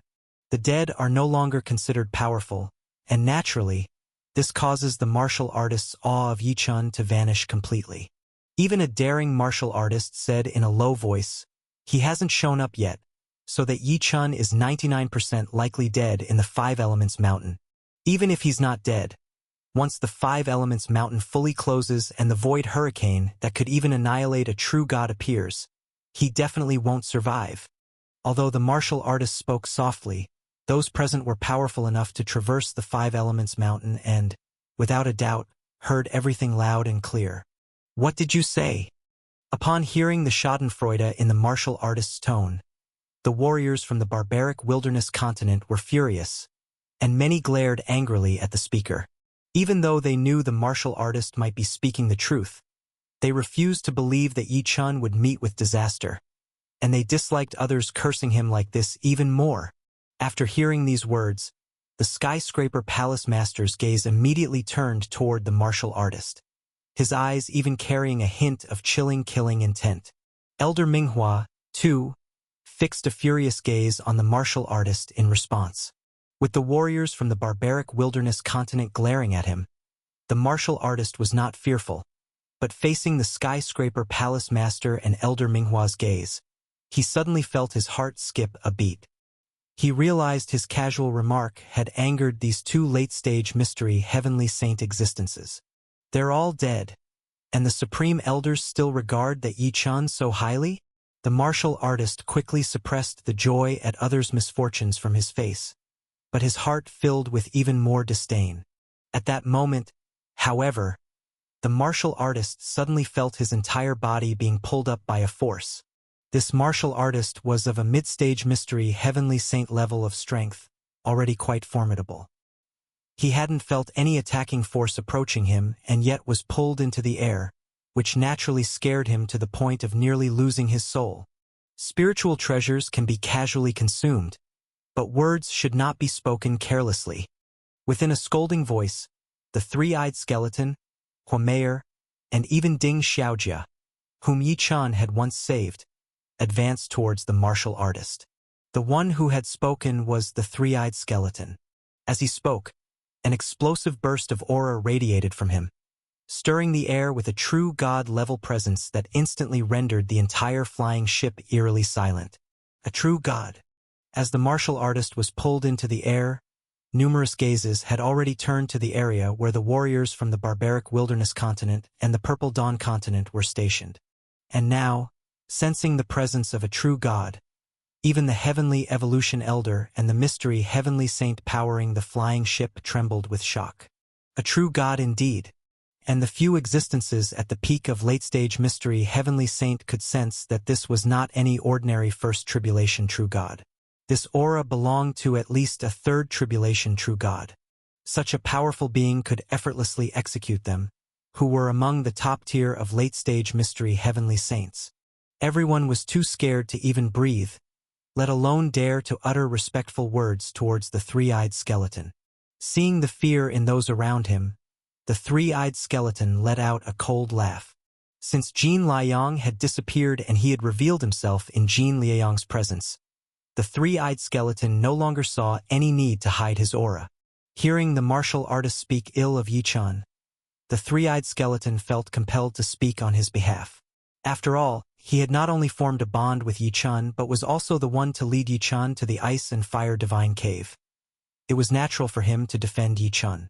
The three-eyed skeleton looked directly at the martial artist with an almost mocking smile, sizing up this mid-stage mystery heavenly saint warrior. This mid-stage mystery heavenly saint warrior held a significant position within the Purple Dawn continent, as a grand elder of a third-rank sect. Yet now, he possessed none of the Grand Elder's grandeur, his previously gleeful expression having completely vanished. He had never imagined that his single remark would anger a true god. Yi-chan, even in trouble, had the voice of a true god to speak for him, to stand up for him. The elder was filled with regret for his careless words. Trouble stems from careless talk. This was the true meaning of trouble stemming from careless talk. Beads of sweat emerged one by one on his body, and he had no idea how this true god would punish him. Heh, in the past, I might not have done anything to you, but now I'm already in a foul mood, so just blame your bad luck for speaking out of turn. After snorting coldly at the martial artist, the three-eyed skeleton reached into the void with a large hand, instantly pulling the martial artist beside him. With a flash of divine light in his hand, the mid-stage mystery heavenly saint was crushed to death with one squeeze, completely annihilated into nothingness. This action terrified countless martial artists from the Purple Dawn continent so much that they knelt on the ground. It made the other martial artists utterly fracture in spirit. A true god indeed. Truly terrifyingly powerful. A mid-stage mystery heavenly saint warrior had been snuffed out like an ant. What these martial artists didn't know was that the three-eyed skeleton, having not personally killed Jin Liang, was already quite frustrated, and with Yi-chan, who had just received his master's heritage, also missing, he was even more disturbed. Having been schemed against by Jin Liang, he had always been unpredictable in his emotions. Otherwise, he would not have killed so many martial artists in the forbidden ancient lands, carelessly executing even late-stage mystery heavenly saints without a second thought. Having killed this mid-stage mystery heavenly saint, the three-eyed skeleton didn't even stir a ripple in his heart. He merely snorted and then, recomposing himself, walked toward the skyscraper palace master. Huomeier and Ding Xiaojia followed behind the three-eyed skeleton, walking over to where the martial artists from the barbaric wilderness continent were grouped. Chapter 476. Minor Pole Sky, where is that? Seeing the three-eyed skeleton approach, martial artists along the way all stepped aside to give way. After all, this was a true god. He had just killed a mid-stage heavenly saint powerhouse without even blinking. Who wouldn't fear such a figure? Even the skyscraper palace master felt a tremor in his heart when he saw the three-eyed skeleton walking straight toward him, not knowing what business this merciless true god had with him. What the skyscraper palace master didn't expect was that when the three-eyed skeleton reached him, the usually stern face revealed a rare smile. Are you the skyscraper palace master from the heavenly sacred palace of the barbaric wilderness continent? I am a friend of Yi-chan, you may call me Shenyang. A friend of Yi-chan. Heaven. Upon hearing the three-eyed skeleton's words, all the martial artists were utterly petrified. This true god to be a friend of Yi-chan? To address Yi-chan as a junior friend? That Yi-chan managed to befriend a personage of true god caliber. A true god who holds him in such high regard. Many martial artists who had already witnessed Yi-chan at the Five Elements Divine Temple took a sharp inhale.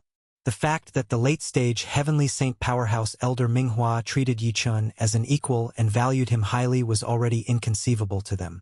Now, another true god held Yi Chun in the same high regard and treated Yi Chun with equally earnest decorum, which made them feel as if they were dreaming. A true god, after all. Even in front of late-stage Heavenly Saint powerhouses at the pinnacle, they are absolutely unreachable. Otherwise, neither Elder Tianyan nor Mystery Heavenly Saint would have been so frightened when this true god appeared. Such a great figure formed this good of a relationship with Yi Chun, who was merely at the mid-stage of minor pole sky, which was truly beyond everyone's expectations. At this moment, Elder Minghua's eyes too were brimming with shock. He did not know how to express his feelings, with one thought dominating his mind. Yi Chun, he is just too unbelievable. Everyone finally understood why the mid-stage Heavenly Saint powerhouse had been killed by this true god. It was apparent that the true god valued Yi Chun greatly, while that mid-stage Heavenly Saint powerhouse had been disrespectful towards Yi Chun and had reveled in his absence. Clearly, he had enraged this true god. With this realization, the martial artists began to regard the yet-to-appear Yi Chun with even more reverence. On the side of the barbaric wilderness continent, seeing the trace of a smile on the three-eyed skeleton's face and hearing his words, the skyscraper palace master finally let out a sigh of relief. He knew that this true god must have come to talk about Yi Chun. Elder Shenyang, do you know where Yi Chun is now? This true god had also emerged from the Five Elements Mountain, and the skyscraper palace master guessed that he must know the real reason behind Yi Chun's continued absence. The three-eyed skeleton sighed and said, Yi Chun has disappeared during an anomaly in the Divine Heritage Cave, and I do not know where he has gone. However, he should be safe, just missing. The three-eyed skeleton had once battled with Yi Chun, and even he could not handle Yi Chun. He knew Yi Chun's capabilities and that he could not possibly be in danger without even the slightest ability to resist. There must have been an anomaly, most certainly related to the tremendous glow that surged from the Icefire Divine Cave. The reason for his disappearance was very likely because of that incredible glow. Yi Chun disappeared. He disappeared during an anomaly in the Divine Heritage Cave? Upon hearing the three-eyed skeleton's words, the skyscraper palace master was taken aback. He too immediately thought of the astonishing glow that had risen from the direction of the Divine Heritage Cave. Could it be that glow has something to do with Yi Chun? Thinking this, the skyscraper palace master directly spoke to the three-eyed skeleton. Elder Shenyang, I would dare to invite you to the heavenly sacred palace in the barbaric wilderness continent. The chief palace master of our heavenly sacred palace, Palace Master Yuan Li, also holds Yi Chun in very high esteem, and she definitely wants to know about Yi Chun. I hope that you could discuss in detail about Yi Chun's situation in the Divine Heritage Cave while at the Heavenly Sacred Palace. With so many martial artists around, the skyscraper palace master knew that there were many things the true god might not want to discuss openly. Hearing the skyscraper palace master's invitation, the three-eyed skeleton did not refuse but nodded in agreement. The barbaric wilderness continent? I too was thinking about visiting the barbaric wilderness continent. Since that's the case, I'll accompany you to the heavenly sacred palace. The three-eyed skeleton still remembered what Yi Chun had mentioned about the fallen divine sword, and although Yi Chun hadn't specified where the sword had fallen, Yi Chun came from the barbaric wilderness continent, so the three-eyed skeleton suspected that the sword might have been encountered by Yi Chun there. Now that his grudge with Jin Liang was settled, the three-eyed skeleton naturally wanted to see if his master's divine sword was truly on the barbaric wilderness continent. Seeing the three-eyed skeleton agree to go to the barbaric wilderness continent, the skyscraper palace master's heart eased. With this person willing to go to the heavenly sacred palace, they would be able to learn more about Yi Chun's disappearance. Upon seeing a true god arrive before them and agree to follow them to the heavenly sacred palace, the warriors of the barbaric wilderness continent were both excited and a bit nervous. This was their first time being so close to a true god. After the three-eyed skeleton walked up to the group of warriors from the barbaric wilderness continent without speaking further, Huameyer and Ding Xiaojia also made their way to the side of the skyscraper palace master. Skyscraper palace master, I am Huameyer, the holy maiden of the heavenly fire holy land from the leaving fire continent. Yichun took great care of me in the divine heritage cave. Although Yichun has disappeared, if there is ever an issue in the barbaric wilderness continent, my leaving fire continent will surely offer full support, Huameyer said earnestly to the skyscraper palace master. Following her, Ding Xiaojia, with his gaze sweeping across the group of warriors from the Purple Dawn continent, said, "And my Jiumeng continent too. This time Yichun saved my life. The Jiumeng continent's 9 Stars Palace will also remember the kindness of the barbaric wilderness continent. The young holy maiden of the leaving fire continent and the first sex heir of the 9 Stars Palace from the Jiumeng continent." At this moment, both of them stood up to speak for the barbaric wilderness continent, clearly indicating to everyone present that even if Yichun was gone, they would not forget the kindness he showed them. Hearing this, how could the gathered warriors dare look down upon those from the barbaric wilderness continent? Not to mention that the Jiumeng continent was already considered a powerful land, the leaving fire continent, as one of the five elements continents, held even more clout than the alliance of myriad beasts and, furthermore, had the support of a true god on the side of the barbaric wilderness continent. Everyone knew that this Yichun of the barbaric wilderness continent had brought an incalculable boost to their lands. In the future, when warriors from the barbaric wilderness continent participated in the 3 great adventures, there would likely be no continent daring to provoke them lightly.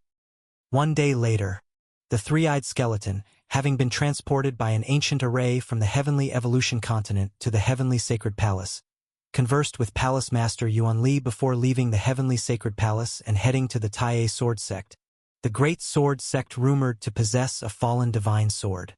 And Palace Master Yuan Li, upon learning from the true god, the 3-eyed skeleton, about Yichun's disappearance in the divine heritage cave, and after further questioning the disciples who had gone to the 3 adventure sites, did not dare hesitate and promptly went to visit the cultivation place of Zhongyao, to meet with True Phoenix and Mulan, the 2 true gods.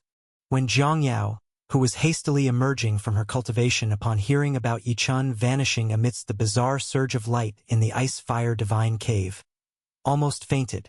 Right then and there, Zhongyao couldn't help but want to rush to the 5 Elements mountain. It was True Phoenix who stopped Zhongyao. "Princess Yao, the 5 Elements mountain is now sealed, and you can't enter," True Phoenix said, waving her hand. "Please don't worry for now. But what if Yichun is in danger?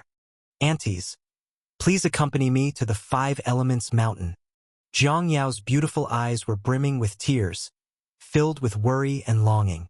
True Phoenix and Mulan True God exchanged a look and both nodded. "Princess Yao, let's first clarify the truth of the matter before investigating further."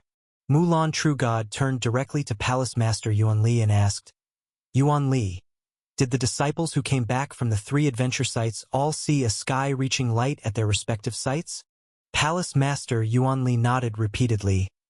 "Yes, after hearing about Yichun's incident, I gathered all the disciples who participated in the 3 adventures and asked about the events at the sites. Disciples from all 3 sites saw the sky-reaching light appear, and it's very likely that there is a connection." Mulan True God nodded gently and looked towards Zhang Yao. "Princess Yao, about that sky-reaching light, I have heard your grandfather mention it in the Divine Phoenix clan."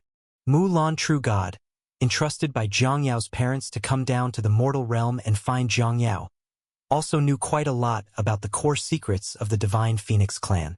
The chiefs of the Spirit Wing tribe and the ancient Flame King both knew the secrets of the 3 great adventures, and the Divine Phoenix clan, having had 5 Calamity True Gods, understood even more about the mortal realm's secrets than the ancient Flame King.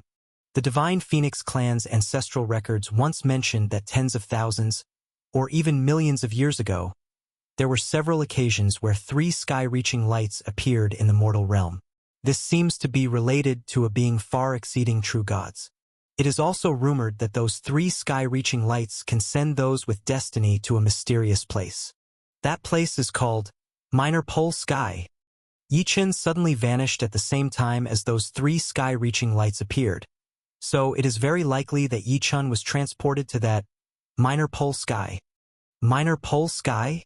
Jiang Yao blinked in tearful surprise. Auntie, where's that place? Everything that happened after the adventure at the Five Elements Mountain, including Jiang Yao's worry upon hearing about her own disappearance, and the guess by Mulan True God about Minor Pole Sky, was unknown to Yi Chun. Since being transmitted by the transference array in the Icefire Divine Cave, Yi Chun entered a state of extraordinary spatial traversal. This form of spatial travel was much longer and steadier than his previous journey from the barbaric wilderness continent to the heavenly evolution continent. Protected by the divine token, Yi Chun had been safe throughout the whole process. After an indeterminate amount of time, Yi Chun finally felt the pitch-dark transmission tunnel bringing wave after wave of spatial fluctuations, and he could see a mysterious rippling bright light appearing ahead. Is the transmission ending? Just as this thought crossed Yi Chun's mind, the next moment, he felt his body shake, and he was abruptly pulled by a mysterious spatial force, surging forward. With a boom and a sense of dizziness, Yi Chun had already rushed out of that strange spatial travel. Before Yi Chun could even look up to see the place he had been transported to, a very low murmur of astonishment reached his ears. Someone from the Celestial Spirit Star's 33 continents of adventurers? That place hasn't had a warrior transmitted over for 160,000 years. After this extremely low murmur finished, Yi Chun then heard a majestic voice coming his way. Warrior of the Celestial Spirit Star, welcome to Minor Pole Sky, Chapter 477 Cloud Summit Heavenly Palace. Martial artists from Celestial Spirit Star? Minor Pole Sky? Boom! At the sound of that voice, Yi Chun opened his eyes to find himself standing on a stone platform with a radius of over 100 yards. Looking to both sides of the platform, there was nothing but air. This platform was actually a lone void stone platform, floating in the void. Looking down from the platform, one could see countless clouds flowing beneath. The height of this platform was truly unbelievable. Yi Chun also noticed that there were circles of teleportation spirit patterns engraved on the platform, flickering faintly with spiritual light. He was standing right in the middle of these glowing teleportation spirit patterns. It was obvious that he had appeared here through these teleportation spirit patterns. The voice that spoke just now. Yi Chun suddenly remembered the voice he had heard the moment he opened his eyes. The voice said he was from the 33 mainlands of the Celestial Spirit Star expedition site. Yi Chun was not surprised by this. He had heard from the 9 Ice Guard Wardens that the Minor Spirit Realm was indeed known as Celestial Spirit Star in other continents. However, the voice also said that it had been 160,000 years since a martial artist was last teleported here from Celestial Spirit Star. 1,600,000 years? That amount of time also shocked Yi Chun. The voice further said, welcome to Minor Pole Sky. Could this place be called Minor Pole Sky? Yi Chun had never heard of any place called Minor Pole Sky. Taken aback, Yi Chun quickly looked toward the source of the voice. Then, he saw a giant figure over 10 meters tall, clad in a strange black scale armor robe, standing in the air with divine eyes looking straight at him.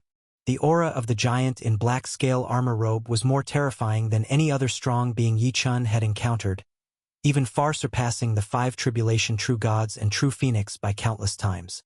God King. Yi Chun instantly had the thought that this person might be a being that transcended true gods, likely a great God King. Yi Chun also noticed that there were several hundred people standing next to this giant in black scale armor robe. Among these people were martial artists from the Spirit Sea Realm, the Rotating Pill Realm, and the Heavenly Saint Realm, but the majority were from the Heavenly Saint Realm. These people were curiously sizing up Yi Chun and the others around him. Judging from their behavior, it seemed these people, like Yi Chun, had just arrived here not long ago. Yi Chun then looked past this group and the giant in the black scale armor robe and took a deep breath. He saw in the distant sky, above the endless sea of clouds, a magnificent city proudly standing in the void. This was a giant city, floating in the sky, floating above the clouds, much like the legendary Heavenly Palace. The entire city was grand and magnificent. Yi Chun could only see the exterior of the Cloud Summit Heavenly Palace city. The city walls were 1,000 yards high, with its palace towers being even taller than the wall. Yichun also saw giant larks, cranes, and firebirds, each 1,000 yards in size, flying tirelessly around the city, and incredibly powerful beings soaring across the sky. What a grand city built above the sky! So this is Minor Pole Sky? What will I experience after being teleported here? As these thoughts filled his mind, Yichun turned back to look at the giant in the black scale armor robe. At this moment, the giant in the black robe, having examined Yichun for some time, spoke to him again. Martial artist from Celestial Spirit Star, come here. Once the teleportation periods from all places have ended, I will send you all into the city of Minor Pole Sky. Yichun nodded and approached the giant in black. When he reached the giant's presence, Yichun gave a bow and said, Senior, why was I teleported here? Is it a chance left by you, leading us here? Despite facing someone who was likely of God King level, Yichun still voiced the doubts in his heart. Haha, your coming here is not because of a chance I left, but because of a great existence, a great divine venerable who established this Minor Pole Sky, said the giant in the black robe directly to Yichun. Everyone asks the same question after being teleported. I have a jade slip here. Just take a look, and you will understand. With that, the giant in the black robe tossed a jade slip towards Yichun. Yichun caught the jade slip and started to examine it. After looking through the jade slip once and returning it to the robe giant, Yichun's understanding of why he had come to this place crystallized as he turned his gaze back to the towering cloud summit Heavenly Palace City. It turned out that this place called Minor Pole Sky was located within a secret realm under the jurisdiction of the Divine Kingdom of Wanhua Mountains. Yichun had long heard of the Divine Kingdom of Wanhua Mountains from the 9 Ice Guardians. It was a higher plane shared by the barbaric wilderness continent where he lived, the minor spirit realm, and even the heavenly fierce star where the 9 Ice Guardians resided, far above their elementary planes. Rumors had it that only those who had cultivated to the God King realm could transcend the lower realms and enter the Divine Kingdom of Wanhua Mountains. The former Ice Frost God King and the Black Crow God King who had abducted members of Zhang Yao's Divine Phoenix clan. They were both God Kings under the Divine Kingdom of Wanhua Mountains. Yichun had not expected that through the 3 great exploration sites, he would be directly transmitted into a secret realm under the Divine Kingdom of Wanhua Mountains.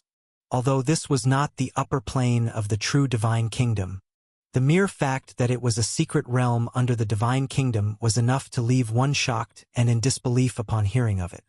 As for the origins of Minor Pole Sky, Yichun also learned from the Jade Slip that Minor Pole Sky was left behind by a great divine venerable, Heavenly Cloud Venerable.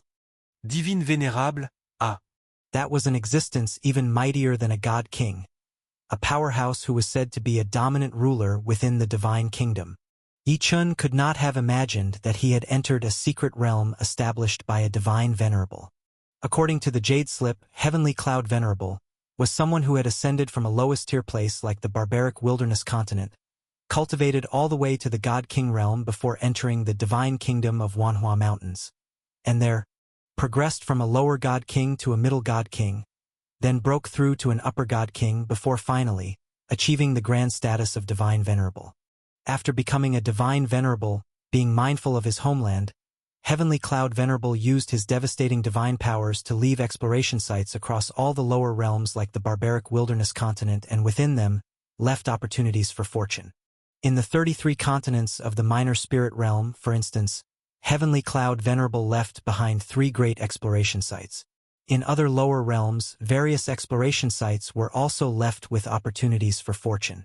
If one could find the most precious opportunities in these exploration sites, they would be instantly transmitted by a transportation formation left by Heavenly Cloud Venerable into Minor Pole Sky to undergo the immensely valuable training within that secret realm. This Minor Pole Sky secret realm training could be considered as Heavenly Cloud Venerable's grand grace to all martial artists of the lower realms. A great opportunity granted to those who were fortunate. Let alone the lower realms. It was even said that many God Kings from the Divine Kingdom of Wanhua Mountains and offspring of divine venerables would seek out opportunities to enter the Minor Pole Sky secret realm for training. The Jade Slip also said that the site for Minor Pole Sky secret realm training was located within this Cloud Summit Heavenly Palace City. There were numerous training opportunities within the colossal city, and after one used up these training opportunities, they also had to face a series of training assessments. Only after passing the first training assessment would one gain access to further training opportunities. If one failed the training assessment, the opportunity for Secret Realm training in Minor Polsky would come to a complete end, and they would be sent back to where they came from. Although Yi-chan was still unaware of what specific training opportunities the Minor Polsky Secret Realm had to offer, just the fact that they were left by a divine venerable, coveted even by the offspring of god kings and divine venerables of the divine kingdom of Wanhua Mountains, made him aware of the immense value of these opportunities. Yi-chun also did not expect that the 3 random tokens he had stumbled upon would bring him such a precious adventure. Now aware of the truth, Yi-chun was in no hurry to return. Naturally, he wanted to make the most of this divine venerable level opportunity, train well in this place, and strive to elevate his strength to an even more formidable level. After contemplating for a moment, Yi-chun adjusted his state of mind and looked at the others around him. By now, Yi-chun knew that these people, like himself, were martial artists from other lower realms, who had encountered their own realm's fortunes to arrive here. As Yi-chun was appraising the other individuals, a rotating pill youth standing beside him greeted him quietly. "Brother, are you from Celestial Spirit Star? I heard that it's been quite a long time since someone from your place made it to Minor Polsky." The young man was speaking the language of the Divine Kingdom. However, Yi-chun could understand him. Upon arriving in Minor Polsky and perusing the Jade Slip, knowledge of the Divine Kingdom's language had miraculously infused into his mind. At this time, not only could Yi-chun understand the language, but he also could speak it. Yi-chun looked at the youth and saw that he looked very similar to the martial artists from the barbaric wilderness continent, the sole difference being the young man's short stature, only reaching up to about half of Yi-chun's height. "I am Yi-chun." Yi-chun smiled at the martial artist, recognizing each other. "May I ask your name? You mentioned earlier that it's been quite a long time since anyone from Celestial Spirit Star has come. Do you know much about the various lower realms?" "Hee. Nice to meet you, Brother Yi-chun. My name is Feng Hua, and I hail from Black Profound Star, a star continent not far from Celestial Spirit Star. Someone from my family once came to Minor Polsky and is quite familiar with the God Kings in charge of this round of training, so I know a bit more about Minor Polsky and the affairs of the lower realms. After being transported here, I also quietly inquired about a few things." This youth named Feng Hua was quite forward, and he began chatting with Yi-chun telepathically without hesitation. "Brother Yi-chun, you must cherish this time in Minor Polsky, for the training opportunities here become more valuable the further you go. Let's hope we can arrive at the 3rd training opportunity. As for the 4th one, that's probably out of our reach. Only those offspring from the Divine Kingdom's God Kings and Divine Venerables might have a chance. Brother Yi-chun, I heard that this time, there will be a descendant of a big shot coming here, said to be an extremely beautiful girl." Chapter 478. People from Various Realms. Feng Hua spoke of some impressive figure's descendant, an extremely beautiful girl, but Yi-chun was not interested. After all, such a person had no connection with him. However, regarding the training opportunities in Minor Polsky that Feng Hua mentioned, which became more precious as one progressed, Yi-chun was quite keen to learn more, since this concerned his cultivation here. "Feng Hua Dao friend, what exactly are these training opportunities and assessments in Minor Polsky? Do you understand?" Yi-chun asked Feng Hua. Feng Hua gave a mysterious smile to Yi-chun. "Brother Yi-chun, you've asked the right person. I'm not clear about the 4th training opportunity, but I've long heard of the first 3. Rumor has it, these training opportunities are all used to enhance the strength of every warrior who comes to Minor Polsky. The most important enhancement is the understanding of laws, like the 5 great void laws that both your Celestial Spirit Star and our Black Profound Star contemplated, as well as the other 8 great laws or 9 great laws contemplated by many lower realms, all of which will be included in these training opportunities. Even more detailed and powerful versions of the space law and time law that our lower realm heavenly saint and true gods comprehend are said to exist in the later training opportunities. Apart from the opportunities for law cultivation, I've heard there are also opportunities for cultivating the physical body and divine soul. The first training opportunity is said to be a physical training opportunity. As for the assessments, each one is different, but they are all specially designed to target the previous trainings. As Feng Hua spoke, Yi Chun nodded along. I didn't expect Feng Hua to actually know so much. With this information, once I enter the Minor Pole Sky's secret realm of cultivation, I won't be completely confused and directionless. Yi Chun thought to himself. While Yi Chun and Feng Hua were chatting leisurely, other warriors from various lower realms who had arrived at Minor Pole Sky were also getting to know each other through conversation. Meanwhile, the giant in the black robe paid no attention to the chatter of the warriors, instead keeping an eye on the void platform that Yi Chun had used to transport here, watching for the arrival of new warriors from the lower realms. This waiting continued for 7 days. In these 7 days, thousands more people arrived via the void platform. Like Yi Chun at first, they were utterly bewildered upon arriving at Minor Pole Sky, but once they learned of its true wonders, they were overjoyed. After 7 days had passed and the transmission period for countless lower realms had ended, with no more newcomers to Minor Pole Sky, the giant in the black robe finally turned his attention back to the warriors like Yi Chun who had arrived. The giant with divine eyes swept over the thousands of warriors and nodded. In the past, Tianyun gave countless lower realms the opportunity to come to Minor Pole Sky. Over the years, only 1 in a billion realms has the chance to send someone here each time.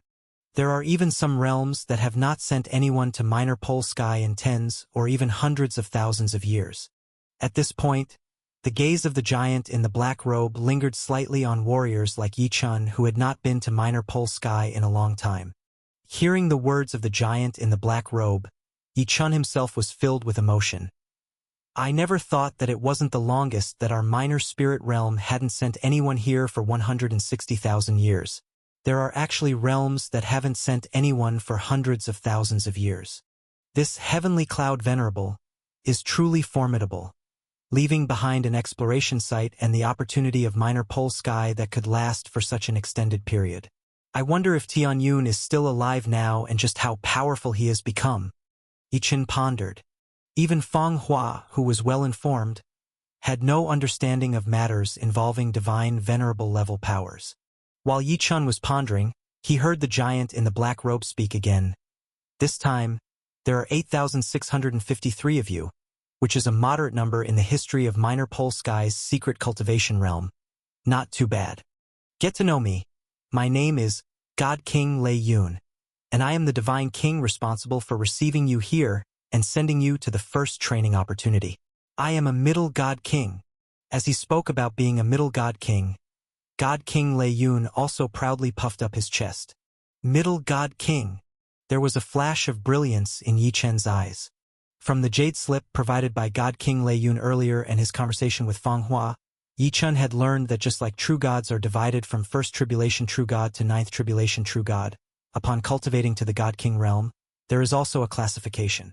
The God King realm is divided into 3 stages: Lower God King, Middle God King, and Upper God King. Every ninth tribulation true god from the lower realm becomes a Lower God King upon breakthrough. A Lower God King, upon entering the Divine Kingdom, can only be considered an ordinary powerhouse, just a bit more powerful than the native low-ranking beings and low-ranking descendants of the Divine Kingdom's powers. After all, for a higher realm like the Divine Kingdom, there are innumerable lower realms like Minor Spirit Realm. Even if only 1 Lower God King emerges from each lower realm, the number entering the Divine Kingdom would be incredible. With so many Lower God Kings, they naturally aren't highly valued in the Divine Kingdom. Only by continuing to break through can one climb higher in status within the Divine Kingdom. And breaking through from a Lower God King to a Middle God King is already quite an achievement. A Middle God King already has a certain level of influence in the Divine Kingdom. Otherwise, someone like God King Lei Yun would not have been assigned to handle a significant event like that in Minor Pole Sky. And those who rank higher, the Upper God Kings, stand even above, facing a Lower God King in the way a warrior with revolving Dan from the lower realm would face a Chi realm martial artist. The divine venerables above them are even more unbelievably powerful, being dominators in their own right within the divine kingdoms. With this in mind, Yi Chun's thoughts stirred. I wonder what realm the Frozen God King was in. the Anishan God King who originally injured the frozen God King, ultimately leading to his downfall on the barbaric wilderness continent. What realm was he in? And the Black Crow God King, who captured the members of the Phoenix clan, what level of God King is he?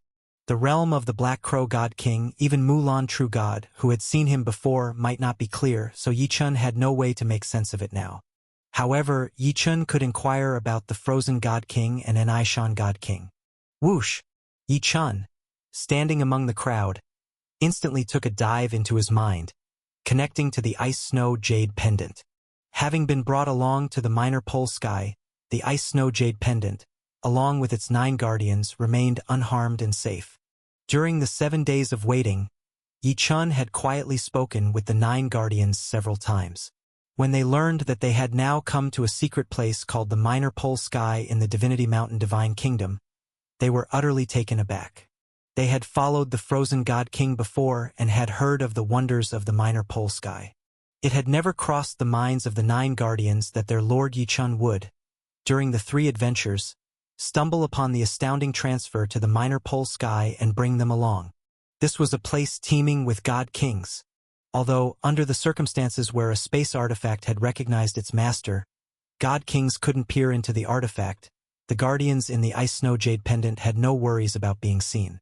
But arriving here still stirred a mix of nervousness and excitement within the 9 guardians. Lord Yi Chun, sensing Yi Chen's divine consciousness entering the Ice Snow Jade Pendant, all 9 guardians turned their gaze to him.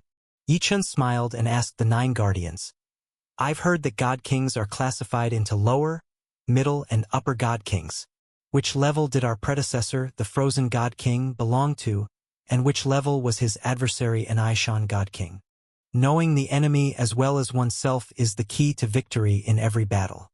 Having received the inheritance of the Frozen God King, Yi Chun would certainly seek revenge on his behalf, so he naturally wanted a clear understanding of his predecessor's adversary. Lord Yi Chun, our old master, the Frozen God King, was an upper God King in his time, also a very famous powerhouse in the Divinity Mountain Divine Kingdom, and that Anishan God King, who caused the death of our old master, was also an upper God King. The 9 guardians informed Yi Chun. Yi Chun nodded slightly, exchanged a few more words with the 9 guardians, then withdrew his divine consciousness from the Ice Snow Jade Pendant. Upper God King? Yi Chun couldn't help but be astonished. He hadn't expected that he would obtain the inheritance of an Upper God King right in the barbaric wilderness continent. Although he hadn't yet reached the true site of inheritance, the main hall of the Frozen God Temple, the thought already left Yi Chun quite astounded. At the same time, there was a heavy pressure in his heart. The Anishan God King was also an Upper God King who even managed to kill the Frozen God King. Seeking him out to avenge the Frozen God King was clearly a formidable challenge without even thinking about it. Probably only after I cultivate to the realm of a God King will I have a chance to confront Anishan God King and avenge the Frozen God King, Yi Chun pondered. While Yi Chun was lost in thought, God King Lei Yun, who had finished introducing himself, waved his hand, quieting the murmurs below. He continued, "All 8,653 of you represent the lower realm, coming here to cultivate. At the same time, I must inform you that there are also dozens of young people from the Divine Kingdom who will come here to cultivate with you. Most of them are the descendants of God Kings within the Divine Kingdom, and even offspring of Divine Venerables. They too will cultivate and compete alongside you in this event." Upon hearing God King Lei Yun's words, the martial artists from the lower realm had their eyes shimmering with excitement. To cultivate and compete alongside the offspring of God Kings and Divine Venerables? Those individuals had a much higher starting point than themselves. Surely they couldn't compare with them. Many martial artists were startled inside. However, some martial artists from the lower realm were boiling with enthusiasm, the idea of vying with these individuals from the upper realm igniting their fighting spirit. At this moment, God King Lei Yun waved his sleeve, and a terrifying aura enveloped all 8,000+ martial artists. Then, he led them towards the giant city in the distant clouds, the Minor Pole Sky City. The voice of God King Lei Yun echoed through the sky. Those young ones from the divine kingdom have already entered the first site of cultivation, and now I will take you to meet them. So together with them, you may begin the first phase of cultivation, Infinity God Temple Training. Chapter 479, Little Provincial Princess. The Divine King's methods were mighty indeed. The over 8,000 martial artists from the lower realm felt the world spin, as if they were being teleported by a divine array in a grand shift, barely catching a glimpse of God King Lei Yun leading them towards the southern part of the Minor Pole Sky's Cloud Summit Heavenly Palace City. The next moment, they found themselves standing in front of the massive doors to a great hall. This great hall stood 10,000 feet tall, its entire body dark and filled with a primordial power of shock. The over 8,000 martial artists standing below the great hall seemed as tiny as ants in comparison. This was truly a great hall, not a special space created by space laws. The sheer magnitude and grandeur of this hall were enough to warrant the title of a divine temple. Yi Chun looked upwards at the great hall and saw a signboard hanging above the massive doors 1,000 feet high, shimmering with divine light inscribed with 4 large characters, Infinity God Temple. At the sight of these 4 characters, Infinity God Temple, Yi Chun even sensed the fluctuations of the 5 heavenly void laws of metal, wood, water, fire, and earth. Even the power of the thunder and lightning laws emanating from the 5 strands of thunder lightning bamboo that came with him to the Minor Pole Sky and were now inside the ice snow jade pendant was felt in these characters. Furthermore, Yi Chun even had the faint feeling that within these 4 characters, there were profound laws of space and time hidden. Just by glancing at the signboard, he felt as if he had fallen into a space where time itself had come to a standstill. The signboard, these 4 characters of the Infinity God Temple, likely contained countless law powers. Is this our first opportunity for cultivation, to practice in the Infinity God Temple?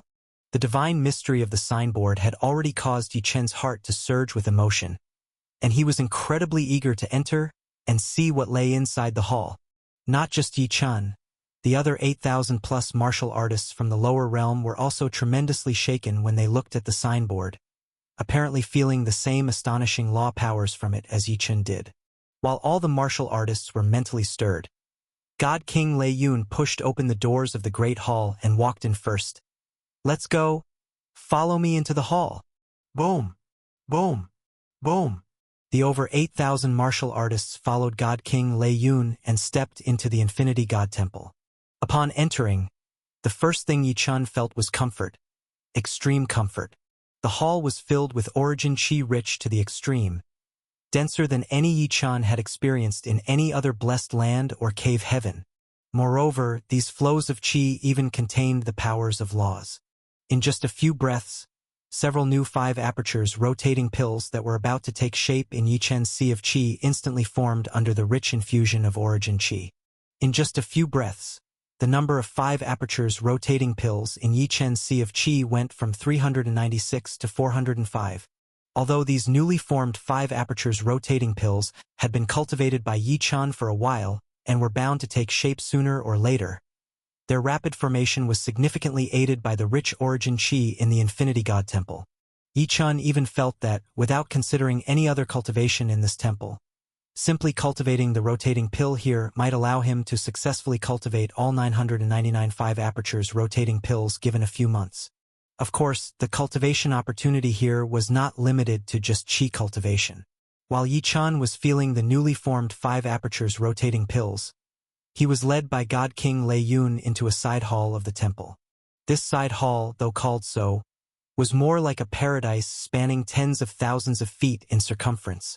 In the center of the side hall was a spirit pond, brimming with spiritual light, surrounded by countless spiritual flowers, exotic herbs, and even wondrous spirit beasts moving around. Yi Chun also noticed that at that moment, beside the spirit pond brimming with spiritual light, stood more than 30 young people, who were also being led by a strong figure emanating a divine king presence and were talking with the divine king figure. These young people were each dressed in extremely magnificent garments. Yi Chun realized that even the poorest of these garments were more precious than the ice snow jade pendant or any other divine artifacts like the purple mist true garment defensive garment he had received. Even the jade pendants, spiritual pearls, and other decorative items that these young people wore glimmered with a dazzling divine light. More striking was the demeanor of these young elites, which was far beyond comparison with the 8,000-plus martial artists from the lower realm. Clearly, these 30-some young people were the God King's descendants or the noble offspring from the divine kingdom. In comparison to them, Yi Chun and the others from the lower realm seemed like country folk who had ventured into the big city, marveling at the noble sons of the metropolis. After all, martial artists from the lower realm, even if they had a stroke of luck in the minor pole sky, would find it quite difficult to obtain a divine artifact in the lower realm. Not to mention these divine kingdom youths who could so casually adorn themselves with divine cloth garments as mere decoration. Upon seeing Yi Chun and the more than 8,000 martial artists being brought in by God King Lei Yun, more than 30 divine kingdom youth simultaneously turned their gazes toward them. However, these youths were all haughty, not deigning to give these lower realm martial artists a second glance. Though many of them were also at the rotating pill stage, and the highest was only at the heavenly saint stage, they were born in divine kingdoms, at the very least descendants of divine kings, starting off on a different footing from these lower realm martial artists. It goes without saying that they wouldn't take the lower realm martial artists seriously. This time, coming to the minor pole sky's secret cultivation realm, they were here not only for their cultivation but also to compare themselves, and that was with other youths of the same divine kingdom lineage. Yet after their gaze flitted briefly over the more than 8,000 lower realm martial artists, these young individuals turned their attention to God King Lei Yun.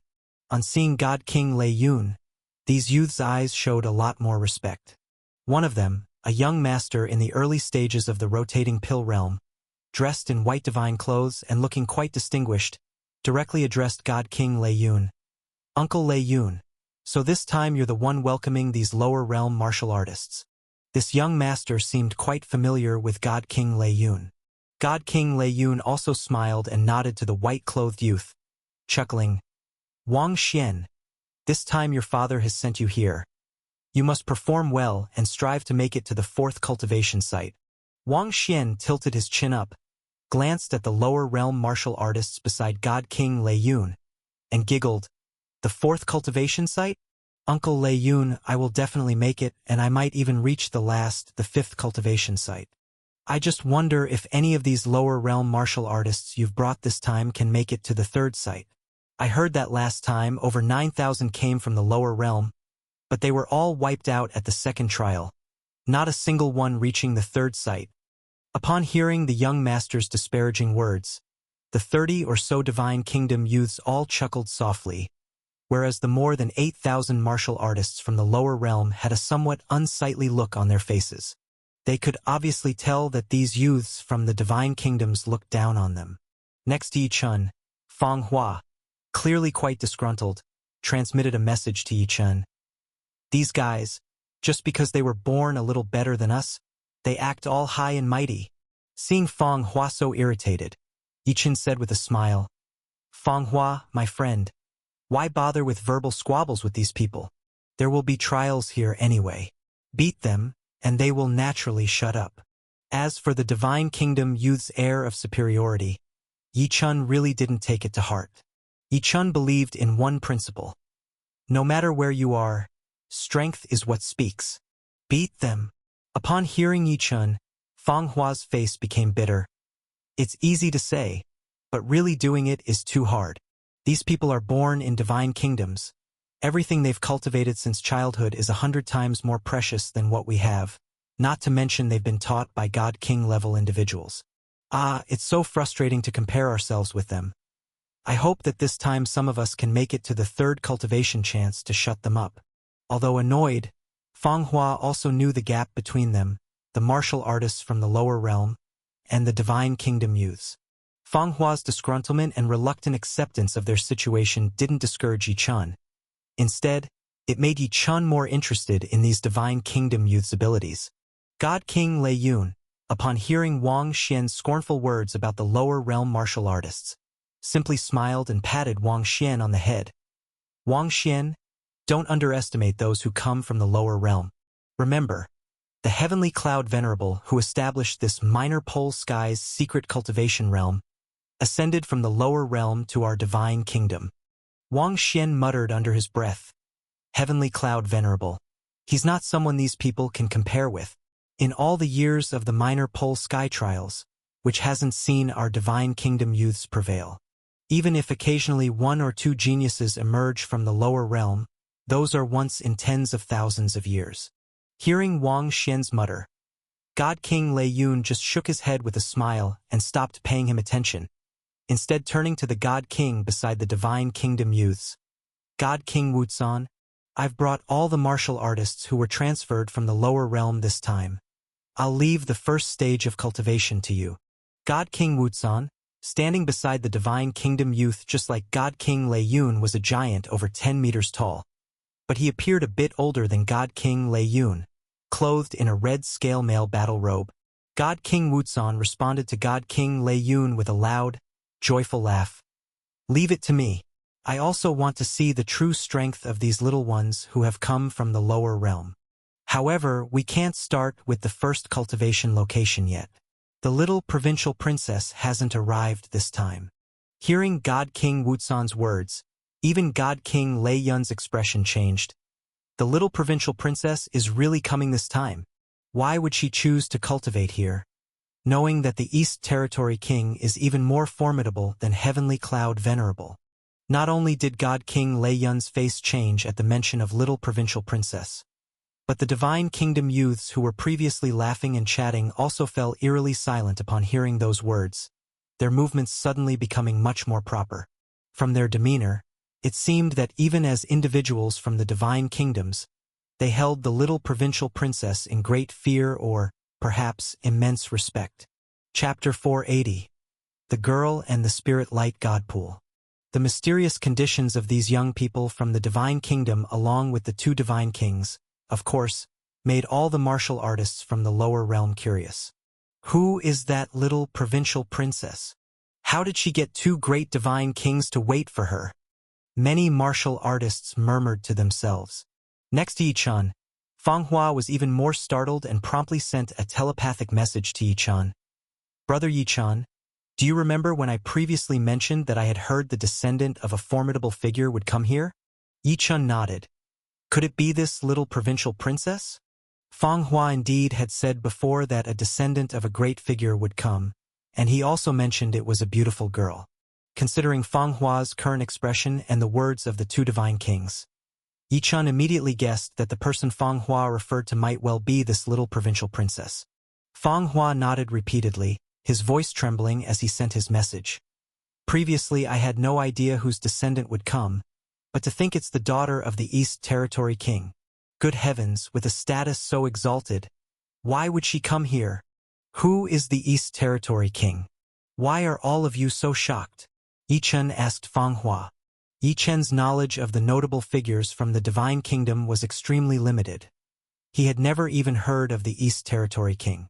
Feng Hua's voice shook as he replied, Brother Yichen, our Wanmu Mountain Divine Kingdom is divided into 4 provinces and the Divine Capital, making up 5 major sections. The Divine Capital is personally overseen by the Divine Kingdom's ruler. The 4 provinces, on the other hand, are each bestowed upon 4 kings. The East Territory King governs the vast East Province of our Divine Kingdom, ruling over innumerable celestial continents within the East Territory. With such a great being, who even has countless divine venerable powerhouses at his beck and call. Tell me, isn't that terrifying? It's rumored that his realm even surpasses the divine venerable realm, a realm that we can't even begin to imagine. Heaven. The words of Feng Hua deeply shocked Yichen. Yichen had once heard about the Wanmu Mountain Divine Kingdom from the 9 Ice Guardians, a colossal entity that ruled over the vast expanse of the Wanmu Mountain Star region and countless celestial continents. In comparison to countless other lower realms like the Minor Spirit Realm and the 33 continents, Wanmu Mountain Divine Kingdom was a behemoth. This colossal entity was divided into 5 parts, and the East Territory King governed one of them. The power of this East Territory King was certainly among the highest in the entire Divine Kingdom. Such a figure, surpassing the divine venerable realm, naturally astonished Yichen. Yi-chun finally understood why the two divine kings were treating the little provincial princess with such solemnity, and why the young people from the divine kingdom had become so quiet and well-behaved upon hearing the words, little provincial princess. The daughter of such a being must possess an extremely prestigious status. However, Yi-chun was also curious, with such a figure available to instruct the little provincial princess, why would she come to the minor pole sky secret realm for cultivation? Filled with curiosity, Yi-chun, like everyone else, waited with the two divine kings for the arrival of the little provincial princess. This wait turned into a lengthy half-day. Many martial artists from the lower realm became a bit anxious, but the two divine kings showed no sign of impatience, still waiting quietly. With the two divine kings looking like this, no one else dared to say much, and they could only continue to wait. About half an hour later, a strange spatial fluctuation suddenly emanated from above the side hall of the Infinity God Temple where everyone was located. Waves upon waves of ripples spread across the top of the side hall. Then, amidst an outpouring of endless divine light, two figures stepped directly out of the space at the top, appearing within the void of the side hall. This Infinity God Temple was built by a divine venerable, so being able to appear directly from the hall's ceiling rather than entering through the entrance suggested that the person employing this method might be a divine venerable powerhouse. When the ripples in the void appeared, Yi-chun turned his gaze straight toward the two figures. He saw that one of the figures was a woman in red, with a spider-shaped mark between her eyebrows. The woman's face was hazy, impossible to see clearly, and when Yi-chun looked at her, he felt as if her presence contained a vortex of space and time hidden within, which nearly pulled Yi-chun's divine soul into it at a glance. This feeling of his divine soul being ensnared was even more intense than when Yi-chun had previously looked at the plaque outside of the Infinity God Temple. This woman obviously possessed tremendous power. Very likely, she was even more formidable than the strong being who left behind the Infinity God Temple plaque. Startled, Yi-chun quickly moved his gaze away from the red-robed woman and looked at the other figure. Yi-chun saw that the other figure was a pretty little girl in white, about 12 or 13 years old. To call her a little girl was actually more like saying she was a little lowly. The girl was only as tall as Yi-chun's shoulders, clearly not yet fully grown. Although she hadn't fully grown, one could already see the immense potential for beauty in this girl. What caught Yi-chun's attention the most, though, were her spirited eyes. The girl's bright eyes were turning around as she looked at the crowd in the great hall below, appearing to be quite lively and mischievous. When the girl's gaze met Yi-chun's, he even perceived a sense of curiosity and probing in her eyes. Spirited, intelligent, that was Yi-chun's first impression of this pretty little lowly. Could it be, this little lowly is the little provincial princess? She's so young, Yi-chun pondered in his heart. While Yi-chun was sizing up the two sudden arrivals, two divine kings directly knelt on the ground towards the two figures. Greetings to the little provincial princess. Greetings to divine venerable Hong Zhu. When he heard the words, little provincial princess, and divine venerable, Yi-chun's heart shook. This little lowly is indeed the little provincial princess, divine venerable? The red-clothed woman accompanying her, divine venerable Hong Zhu, a major power of the divine venerable realm. This was Yi-chun's first encounter with a character of the divine venerable level.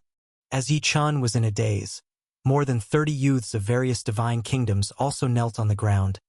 Greetings to the little provincial princess, greetings to divine venerable Hong Zhu. It was only the warriors from the lower realm who either hadn't realized what was happening or were in a daze, that did not kneel to greet them. However, the two figures in the void did not seem to blame them. The little provincial princess giggled and said to the crowd below, "Don't be so polite. Get up quickly. I'm here to cultivate. No need for so many formalities."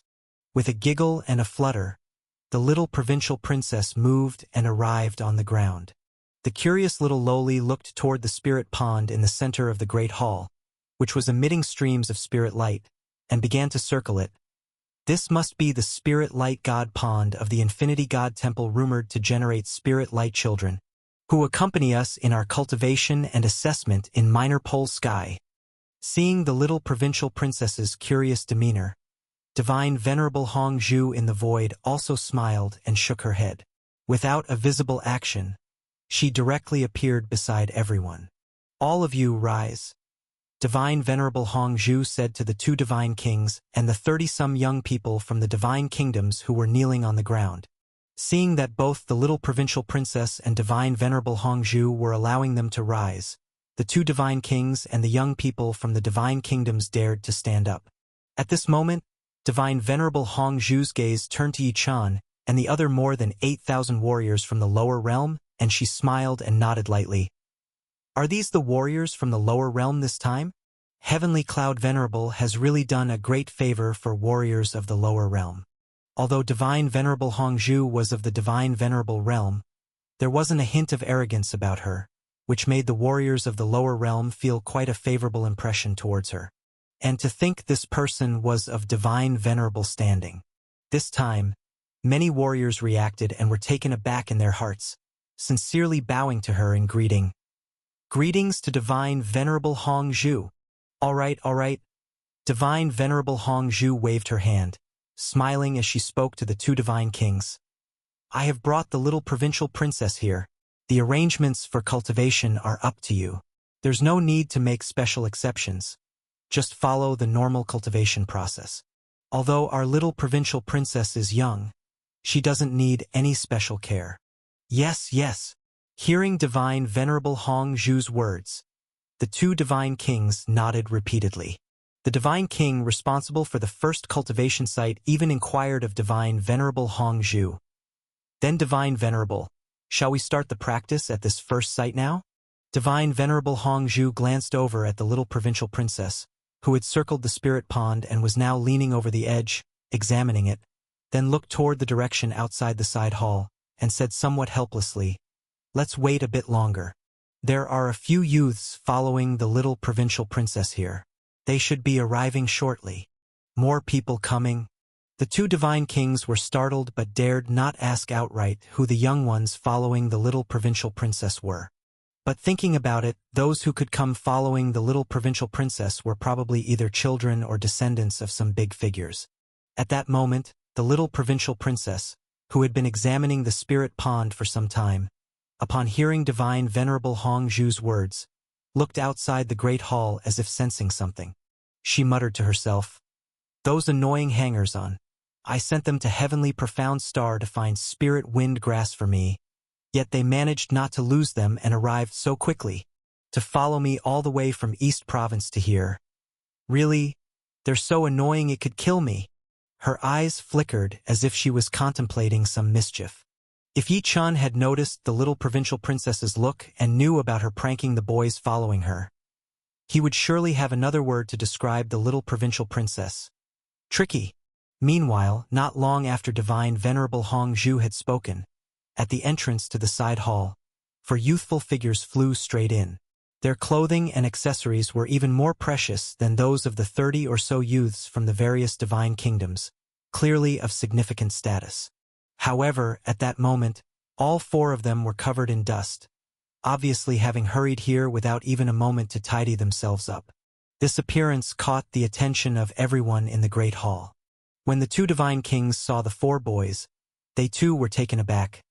Aren't these the 4 young descendants of the 4 generals under the East Territory King? They've actually come here too.